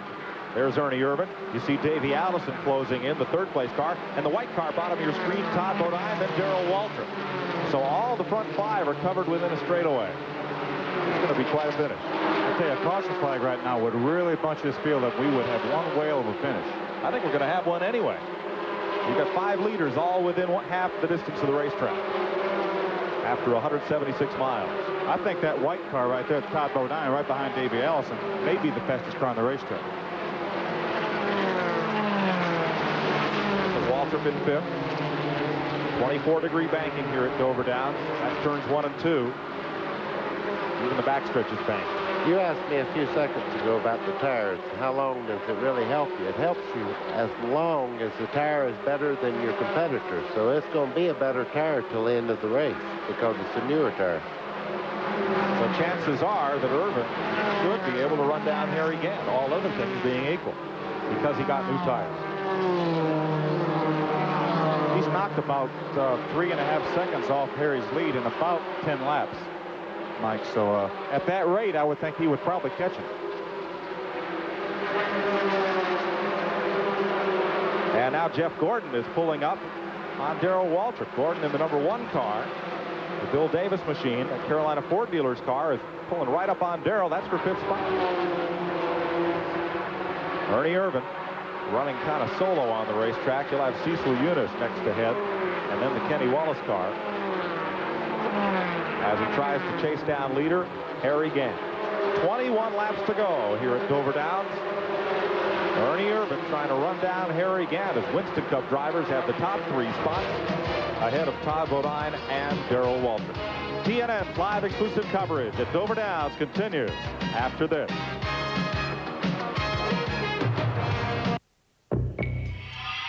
There's no dashboard. TNN Motorsports live coverage of the Budweiser 200 is brought to you by Nestle Crunch. Get the taste of victory. Nestle Crunch ice cream bar. Chocolate is scrunches when it crunches. It is closing up front. Harry Gant finds that Mack Tools Chevrolet of Ernie Irvan ever closing in his rearview mirror. And Davey Allison, who is really coming up through there now. He's in 3rd and really closing in on Irvan. This is going to be a shootout. I'll tell you, Mike, the strategy was good, but it didn't work. Harry is beat. There's no way Harry can hold them off with the tires they have. Well, in a 184-lap race, Gant wins, but there are 16 circuits to go, and Irvan has better tires, fresher tires, let's say, than Harry Gant. The leaders battle out of turn 2, and Davey Allison is fast closing into the picture, and I mean fast. He's just 4 car lengths back of the lead duo. There he is. There it goes.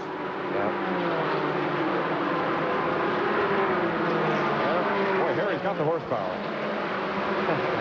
But don't ask him. Don't ask him. Here comes Davey. And Gant gets displaced to 3rd. That's got to be the worst feeling in racing. You know, you drive your heart out and you get beat because you did not do the right thing in the pits. And I guarantee you right now, he's just saying to himself, if I could just go back and get those 2 tires, that'd give anything. And I thought that was the right move at the time because he, as Buddy said, he almost had a half a lap, but the new tires just caught him right back up.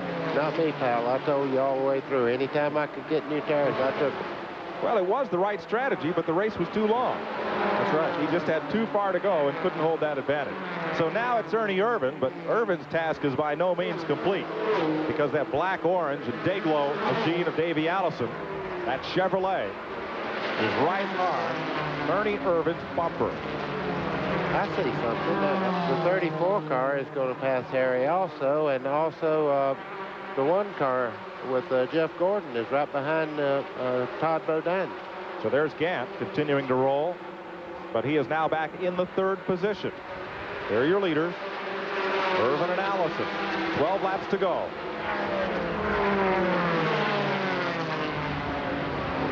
Out of turn 2. Lap traffic ahead, but single file should pose no problem.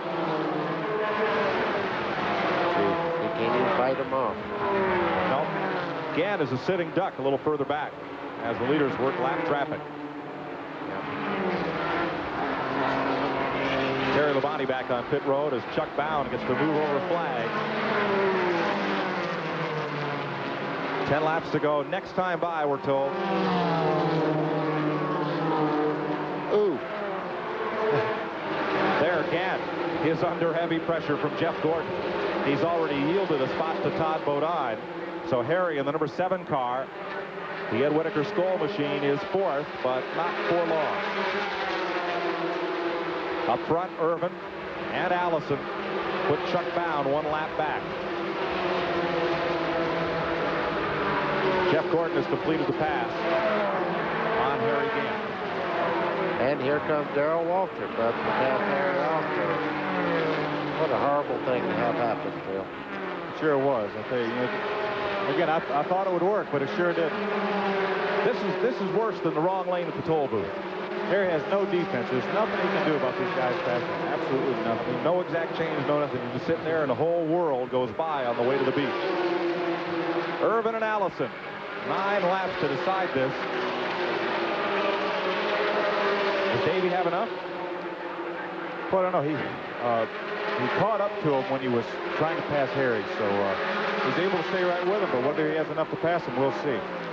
I'm sure he'll give it all he has. I can promise you this: he'll give everything he has, but the man leading the race will give everything he has to stay there. So that's going to be a real battle for that lead. Toe-to-toe into turn number 3. 2 Chevrolets at the front of the pack. Todd Bodine in third. Going to have a great run home in this one. In front of many Bodine supporters from the Northeast. Is Ernie slipping up just a little bit between 1 and 2? If it is, it's not. Davey's not gaining on him because of it. If he is, it's by design because he's not losing any time. You know, I just noticed something. Jeff Gordon's running well even on the high side. He's gaining on Todd Bodine when he passes cars even on the upper line now. So it must be getting better on the higher line for him. And Darrell Waltrip is also up there in the Harry Gant crew, running midway up the racetrack. I think by tomorrow's race, the 500-mile race tomorrow, we'll probably have 2 grooves. Nobody's been in Harry Gant's groove yet.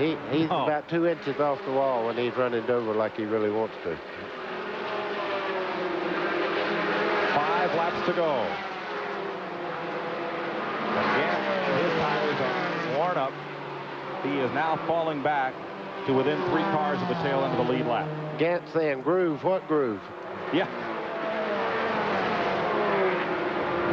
Ernie Irvin, the Modesto, California driver, winner of the Daytona 500, and Davey Allison, the hottest thing on the Winston Cup Tour, who took $400,000 out of Charlotte Motor Speedway in the last 10 days. And a lot of smoke out of Irvin's car. Uh-oh. Out of the corner. Here goes Davey. It's over for Ernie Irvin. And for Harry Gant. Harry Gant's on pit road. And he's going to lose it. He's going to spin. Oh, me. Slow down, boys. That's turn 4. Caution. He's clear. And with 4 laps to go, I'll tell you, Harry Gant didn't have the tough tires, but how about having a 195-mile engine for a 200-mile race? But as you mentioned, Mike, Harry Gant would have won the 184-mile Budweiser race, but Ernie Irvin would have won the 196-mile Budweiser race. Harry Gant gets left side tires. Now, will they count this as a caution flag pit stop, or can he get more? Harry's getting out of the car. He must have. He has a terminal problem. Obviously, he's already out of the car.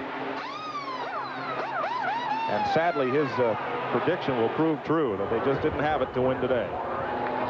Ernie Irvin takes off the steering wheel, and he will climb out after a tremendous run in the Mac Tools Chevrolet.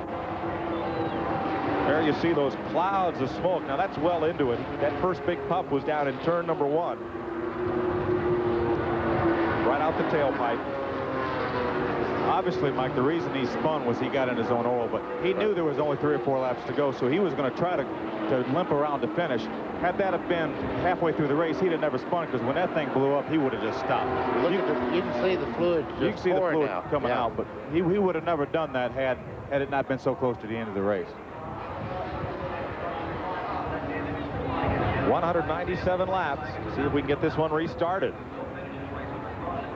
NASCAR has hooked up to the back of Irvin's car, and they will push it to pit road. And see if the white flag comes this time. Finish under yellow. If it does with the yellow, then all Davey Allison has to do is idle along to victory lane. Stolen white flag, but I can't exactly understand what they're doing here. I guess they're going to wave it. Oh, look at this. Davey Allison's out of gas on the inside of the race. No! Todd Bodine, I can't believe Todd Bodine will win this race. Talk about a day of turnarounds. I tell you, Mike, there's no reason for him to run out of gas. He pitted, and he took enough time to get tires. Took on his pit stop about lap 160. They were waving the can at it, but they couldn't have got it all in. Obviously, they didn't get enough gas in. Todd Bodine will win his first race. Some 30,000 people here are standing shaking their heads and not knowing what has happened. But Todd Bodine, the youngest of the racing brothers from Chemung, New York, is about to go to victory lane, and he will probably be as surprised as anybody. Now, Davey Allison has Elton Sawyer pushing him around the racetrack, and we'll have to check on the legality of that. We'll have to ask Harry Gann about whether that's legal or not, Mike. Well, Harry got a bump from Rick Mast at Talladega, went on to win. The rule is you can't receive any assistance from another driver after the white flag. Oldsmobile pace car leads Todd Bodine to the finish line, and Jeff Gordon, the young lions of NASCAR Busch Grand National Racing, come home at the front of the field. Darrell Waltrip will come home third, and Ward Burton fourth. It's been an amazing 200 miles here at Dover Downs, and we'll meet with Todd Bodine, the winner of the Budweiser 200, right after this. What you're about to see is a sim. Brushstrokes, runs, streaks. Now consider the new Wagner Power Painter. It has patented controls for precision, a convenient backpack for big jobs. It paints smoothly and evenly over cracks and tough surfaces. Why did we ruin this beauty? So you wouldn't ruin this one. Wagner, not just a whole lot faster, a whole lot better. Last year, hundreds of thousands of people bought Fetter's room air conditioners. Was it the large selection? Or features like the Comfort Master Precision Thermostat? Extras like the heavy-duty rear grille that protects the condenser coil? Could it be whisper quiet performance? Or Fetter's high efficiency ratings? One thing is certain. You can't do better than a Fetter's.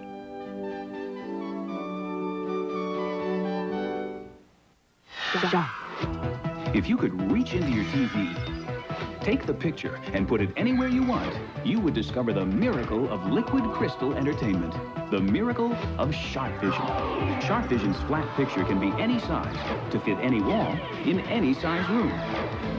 Enjoy the crystal clear picture from any angle, and Sharp Vision disappears when not in use. Liquid Crystal Sharp Vision. Big screen entertainment designed for your home.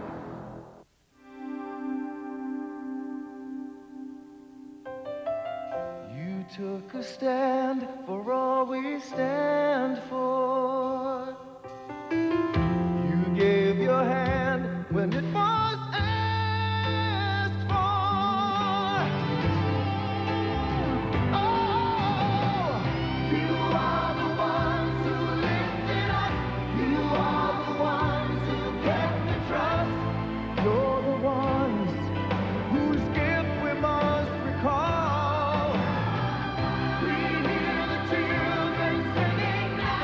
For every hero, sing it loud. We want to thank you. Yes, we want to thank you. You're the ones we thank you all.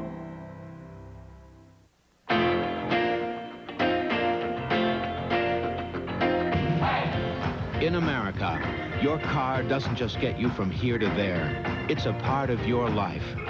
To give your car complete protection, Texaco is introducing new Haviland Formula 3 motor oil with not one but 3 kinds of protection against heat stress, starting friction, and engine dirt. New Haviland Formula 3. Add more life to your car. We are back live in Dover, Delaware, in the winner's circle of the Budweiser 200. The entire Bodine family is in tears as baby brother Todd has won his first ever Busch Grand National race, taking on a little bit of oxygen. I think all of us who witnessed the finish could use a little oxygen. I know the guys up in the booth, especially Mike Joy, were staggered by what they saw. Let's let him get a good breath of air. Lynn, his wife, a great day. Yes, it really was. Todd was up front all day long, and if he wasn't there, we wouldn't have been able to take advantage of David running out of gas. But the C.C. Welliver Buick ran real well, and we're real happy.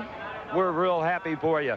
3 winning brothers in one family from Chemung, New York. You about ready to talk to us, Todd? Congratulations. Can you believe the finish? No, at the end there, I was just hanging on. waiting for Jeff Gordon to get up there and battle him, and the caution come out. Davey run out of gas. I can't believe it. We run good all day.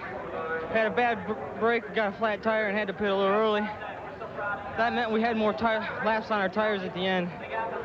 We hung in there. And the heat, obviously, a big factor. You're exhausted, even though you're in fine shape. Yeah, that's for sure. Did you believe it, Len, when you saw Ernie Irvin blow? You thought, well, we'll get second. Then Davey Allison goes to the inside, a dream come true. It really was. Todd told me that we were going to win a race this year, and I was just hoping to finish in the top 10. But for an unsponsored race car, I think we've done really well, and Todd's really done a super job, and I'm proud of him. Well, now you remember why you married a race car driver. Yeah, he was a crew member when I married him, but I guess I lucked out. I married a Bodine, so. Indeed you did. This is just an amazing scene down here. All right. What does this mean to a young race driver like yourself, Doug? Well, you know, we're just working towards a Winston Cup career someday. This is just one step. You know, it's a long way from here. This is just one win. We got to prove we can stay up front. But I think we can do it. We got a good crew, good team, good owners. All we need is a good sponsor. And you're no longer racing totally under the shadow of your older brothers, Jeff and Brett. You join them as a winner. Yeah, I guess so. Thanks. All right, let's go to Brock Yates. Well, Steve, Mike, I'm down here with the Davey Allison crew. Red Farmer beginning to try to figure out what happened to this race car. And the initial thought, of course, was that they didn't get enough fuel in that last stop. And now they're beginning to take a look at the engine, trying to figure out whether or not we have a fuel pump problem or fuel pressure difficulty of some kind. Red, of course, been through about anything that you can imagine in stock car racing, but I don't think he's ever seen anything like this. Red, just a quick word. Do you reckon that it's something in the engine or just not enough fuel got on board? Oh, there goes the engine, refired now, but obviously about 5 minutes too late. Yep, we don't really know what's wrong. We ran 112 laps. We ran 112 laps without fueling. We come in at 162 laps and put in 10 gallons. It should have run 55 laps, but it ran out in 38. So we don't know whether maybe the pickup or something broke in the tank and it didn't pick up the extra gas or what. But the dump can was definitely empty. Yeah, in other words, the gas man put in 10 gallons at 162 laps, which wasn't at 38 laps to go. So we should have plenty of gas. I mean, there's no question. We can run 50, almost 60 laps on 10 gallons of gas, but yet we run out 38, so something ain't right. Red, there seemed to be a little bit of confusion early in the going. You had decided to try to run a distance, and Davey came in and took that splash of fuel, and then he was reporting to you that the car was tight. Had you sort of resolved yourself to second place against Ernie, and Ernie all of a sudden fell out. Then you had victory in your grip, and you fell out. Yeah, that's true. Yeah, he said the car was a little tight. He couldn't do anything with Ernie because the car was pushing and going through the corner. So he was just hoping maybe Ernie get caught in traffic and he'd get a chance to get by him. But, you know, he didn't do it. So we was, you know, hoping we were going to take second place, which would have been a good finish from coming from 30th. But, you know, that's the way to go. Ernie had bad luck, and we turned around and had bad luck. The man running third place ended up winning the race. So that's the way racing goes. But we still want to find out what's happening. Evidently, our pickup or something's not picking up all the gas in the tank. You know, the pickup could have broke off somewhere through the thing, and we may have gas in there, but just not picking it up. We don't know to get ready to check it. Well, I'm sure you find out. Tough break. I tell you, from a man who's seen just about everything in stock car racing, Red Farmer's going to have to figure this one out. Let's go to Steve. Well, thank you, Brock. I'm with Brett Bodine, the driver of Kenny Bernstein's Quaker State Buick Winston Cup car. Was that a little tear I saw behind those sunglasses when your brother took the checker? I'll tell you what, you know, we're so pleased with what he did today. You know, he's got so little experience as a driver, and to be able to come up here and race against these guys and be competitive, and then let alone win a race, you know, it's just great. He's come a long way in a short period of time. I've never made it to victory lane here at Dover. I run second, and Jeff's won the Winston Cup here, but I guess it's my turn tomorrow. Has there ever been any sibling rivalry between you or your brothers as far as racing is concerned? Have you always been supportive of each other? We've always been supportive. Jeff's 10 years older than I am, and Todd's 5 years younger than me. So, you know, we're spread out enough that we never competed against each other in sports in high school or around home. It's always been racing. And Todd's in the Grand National. Eventually, it looks like he's going to make it in the Winston Cup, and then it's going to get quite a sibling rivalry, 3 of us in Winston Cup. Congratulations to the whole family. Good job. Well, I'll tell you, it was a lot of fun. I spotted for him today. I'd like to say hi to Jeff back home. He couldn't be here because of his injuries, but we're proud of him, huh? How about it, buddy? Don't jump him down too hard, Jeff, and re-injure yourself, okay? Let's go back up to Mike. Well, I wish that Robert Town had not finished the script for Days of Thunder, that he had kind of hung around and come to this race, because this would have made a tremendous script. What a day for the Bodine family and for Busch Grand National Racing. We'll be back with more from Dover Down, where Todd Bodine has won the Budweiser 200 right after this. I'm not big on social graces. Think I'll slip on down to the Award winner Garth Brooks stars on the Grand Ole Opry Live, Saturday on TNN. Due to TNN Motorsports live coverage of the Budweiser 500 Sunday, Bill Dance Outdoors will air at a special time, Saturday 7 Eastern, 6 Central, and only at 9:30 Eastern, 8:30 Central on TNN Sports Sunday. Gardeners, if you love fresh-tasting vegetables and big, beautiful flowers, but think results like this take too much time and too much back-breaking work, here's great news. Introducing the affordable Troy-Bilt Junior, designed especially for smaller gardens. Just look at the time and work the Junior will save you. It's so easy to prepare perfect, ready-to-plant seed beds. Plus, working organic matter into your soil is a snap. Spot till areas for beautiful flower gardens and borders. Why, you can even use the Junior to reseed your lawn or ring fruit trees. You'll be amazed at how much time and work the Junior will save you. So if you want to learn more about getting results like this, the fast, easy Troy-Bilt way, call now to receive your free Troy-Bilt catalog. For your free catalog featuring the Junior and our whole line of Troy-Bilt tillers, including our no money down easy payment plan, call toll-free 1-800-828-6363. Operators are standing by. That's 1-800-828-6363. Call now. At Dover Downs, Delaware, they're still shaking their heads, and after all of this, on the last few laps, what's in store for tomorrow in the Bud 500 live on TNN? If you're having trouble sorting this out, or if you have friends who didn't get a chance to see it, this race will replay on June 30th on TNN. You'll want to see it again. And here, with one lap to go, is Davey Allison. There's Ernie Irvin being pushed away after his engine expired and the car rolled to a halt. And here is Davey Allison up in the banking, stuttering and not getting any fuel to the carburetor. And Todd Bodine, much to his surprise, will work around Davey and be the car behind the pace car at the checkered flag. Todd Bodine the winner. Jeff Gordon, great run for the rookie, finishing second. Darrell Waltrip, solid race, rose to the top in the closing stages for third. Ward Burton, good finish for the Charlie Henderson team. He's fourth. Bobby Labonte will pad his point lead with that fifth place finish. Davey Allison is credited with 199 laps. He did not complete the final lap under his own power, so he's the sixth place car. Jimmy Hensley, third place point man, is seventh today. Steve Grissom is eighth. Tom Peck, solid finish in ninth. Same for Joe Nemechek in the 10th spot. Jeff Burton winds up 11th after an extra pit stop. Tracy Leslie is 12th. Ernie Irvin is credited with 13th. David Green in 14th. And today that 7 car was Harry Gant, who can't even get credit on the car for his 15th place finish. But Harry did wind up in the 15th spot in number 7. Cecil Eunice, Kenny Wallace, Robert Presley, Chuck Bown, and Terry Labonte rounded out the top 20 here at Dover this afternoon in Busch Grand National action. And let's go to Glenn Jarrett. Well, Mike, while a lot of those guys are shaking their heads in disbelief, we got a guy here hanging his head a little bit. Bobby Labonte, you seem a little bit dejected about that 5th place finish. Well, you know, it was a good day for the Penrose Oldsmobile. We were running great all day, but come in there, I guess the way we pitted was a little bit different than what we thought we were going to do. We figured it'd be a few more yellows, but there wasn't. So, you know, it just didn't work out for us today, but we're pretty happy with the team and just get ready for tomorrow. Well, the car looked awfully strong there for a while in the race. In fact, you were pressing for the lead, and you can't feel too bad. You held on to your points lead with the 5th place finish, and you got to feel good about that. The car ran well. In a deal like that, you roll the dice. Sometimes you come up a winner, sometimes you come up a loser. Well, yeah, and the way it looked there at the end, a lot of them lost. They roll the dice, and they don't need to go to Vegas or Lang City now because they lost. That's right, and I know you're looking forward to your first Winston Cup start tomorrow. That's right, yeah, with Slim Jim Oldsmobile, we're just going to go out there and get some laps in and learn. What do you think today's experience will help you out tomorrow? Particularly in pit strategy. it's going to be a lot more tomorrow, but we'll be better tomorrow, I'm sure. All right, look for big things out of Bobby Labonte. This guy's got a great future to him.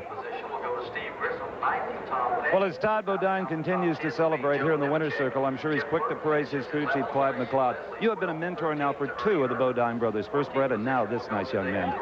Yeah, I sure have. When Brett was driving for us, Todd also worked for us, so we were kind of like together, and Jeff was even up there at that time. Do you think a young driver like Todd should first be on a crew and get comfortable with the car and comfortable with the racing before he takes the wheel of the car? I'll tell you something. It's a big help to have a driver that's done it all before. The kid's a fabricator, a chassis man. When he gets in that car, he can tell you what he wants and help tell you how to fix it. Well, obviously, you had a little bit of luck there at the end, but looking back over the day, what won the race for you? Why were you in a position to win it? Well, we just set up our car so it would be comfortable and run that same speed all day long, and that's actually what it did. I mean, it run the same from start to finish. We didn't plan on getting a flat tire. That kind of forced us out of our strategy a little bit, but as it was, it didn't turn out bad for us anyway. Yeah, I don't want to give Todd a big head, but about midway through the race, our buddy Baker upstairs was really admiring his style and his poise out there. Well, don't forget, we got his brother Brett on the scanner radio who does the spotting for us during our race.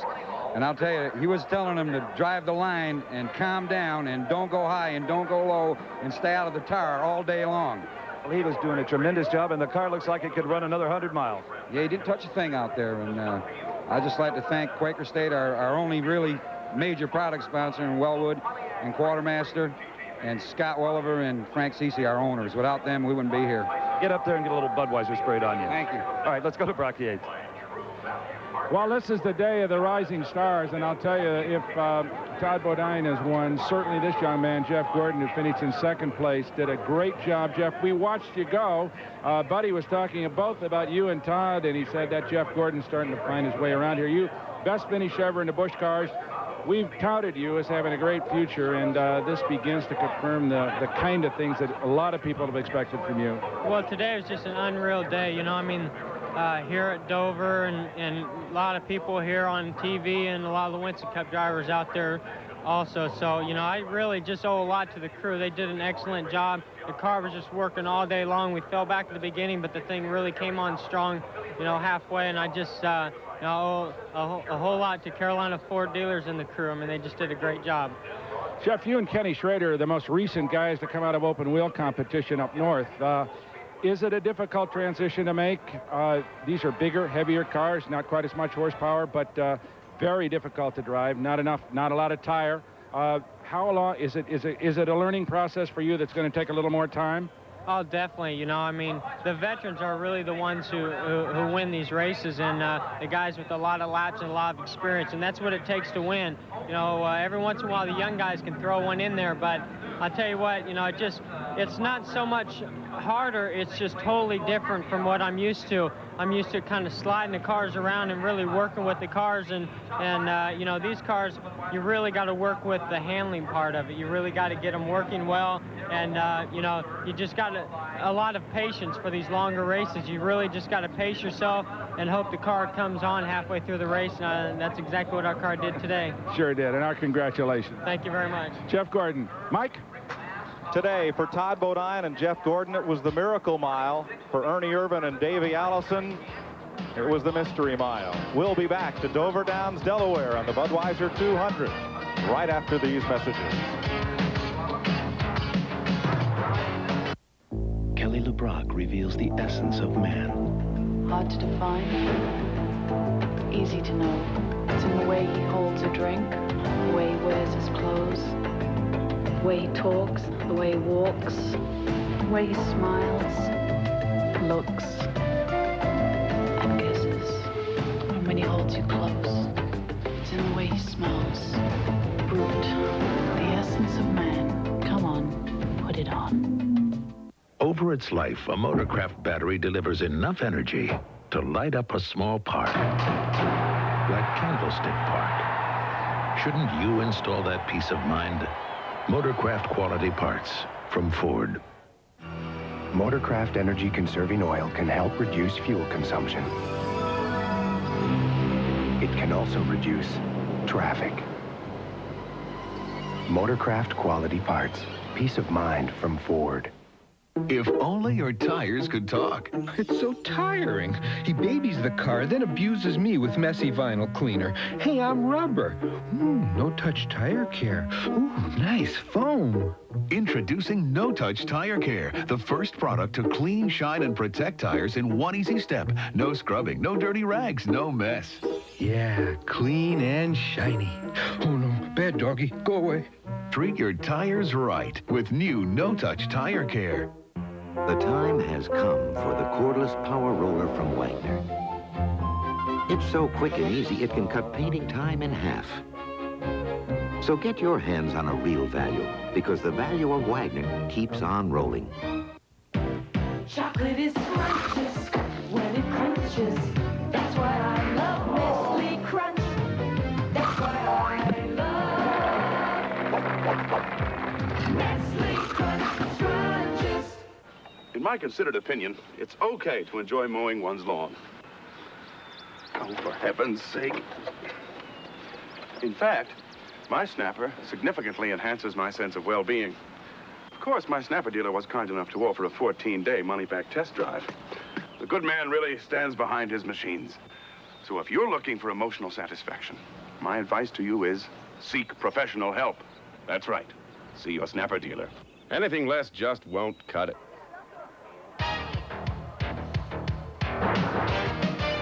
The man who won the Budweiser 194 today, but who fell just a few laps short of the finish, is with Brock Yates. Ernie, they're describing you as the man who won the 194-lap race here today. You had him covered. It looked like it just a runaway. Davey told us or told his crew that he could not catch you. He was tight, and he had given up when you blew up. Had to be a horrible feeling. Well, I was just sitting there running just fast enough to stay ahead of Davey, and probably could have run a little faster, but you know, that's yet to be seen. But it's Mac Tools' car, is Chevrolet, and everybody that helps us out on this deal is just, we haven't been able to finish a Busch race yet, and there's 2 races in a row that we blew up in the last 10 laps, and it's just one of them deals. You know, it's not the motor builder's fault. It's just the way things go. Busch racing. We're pretty happy with our run today, but just not finishing. Ernie, you made a good quick stop early in the going. Most of the Winston Cup guys did. It's a tactical try to take advantage of the cautions. Everything seemed to be playing out perfectly for you. It did, you know. We didn't even put tires on in the first stop because the car was handling so good. We just said, let's just stop, get gas. We can make it to the 150 lap mark. Then we'll put tires on it. That's what we did. Everything went perfect. The only thing that could have went better was have a caution around 140. But, you know, we couldn't ask for it to go better. Run Harry down, past him. And, you know, I just can't say enough for the Mac Tool Chevrolet, but we just needed a motor to go 4 laps farther. A really bizarre finish because, of course, as soon as you blow up, the caution that you brought out, Davey Allison, we understand, has about 4 or 5 gallons of fuel left in his tank. So the pickup problem certainly under caution when he tried to get back up to speed. It just, he wouldn't run, and so he retired, and of course, after that, it was a total surprise. But that's what the folks come in and watch this kind of automobile racing for. These surprise finishes are what keeps them in the stands. It sure does. You know, you never know who's going to win one of these races, and, you know, Davey's got the same problem I do. He can't win one. I haven't been able to finish one. We always keep saying the first one we finish, we're going to win, and we thought we had her today, but just not quite. How about tomorrow? Well, we got a good shot at it. This Kodak car's running good, and we feel real happy with it. Go get him. Ernie Irvin, tough break for him, but you'll see him again tomorrow. Glenn? You are looking at the well-used side of a race car. That belongs to current Busch Grand National champion Chuck Bound. Chuck, you had a good run going all day long. What happened right there at the end? Well, it was just one of those unfortunate things. The right front tire had worn out and started vibrating a couple of laps before, and I told Jeff on the radio that it was picking up a vibration and not wanting to turn in the corner, so I was just going to back off a little bit and try to ride it out. There's only like 5 laps to go, and we were running in the top 10, had a chance at a pretty decent finish, and the right front tire just exploded like a bomb coming out of the second turn, and I nailed the wall there, and fortunately no other cars got involved, but after it hit the wall on the outside, it bounced off it and spun down the back straightaway and hit it again on the inside. Both impacts were pretty hard, but I'm okay. Like, tell my kids I'm fine, and my parents I'm okay. Well, folks, I tell you, I've crashed these cars, and it's awfully hard to smile like that when after you've had a day like this. Of course, you had some problems earlier on in practice this morning. That's true. It just wasn't our day this morning. We had an oiling problem with an engine, and it caused us to spin around and get in the wall a little bit with the left rear corner. But fortunately, that didn't hurt any of the suspension. They did the body work and put another engine in it, but we weren't able to tune the engine. So you know, we just had to run the best we could. We could have used some more steam today into the hood, but the tire was the biggest problem. Well, Chuck Bound's still smiling after all this, the bad day.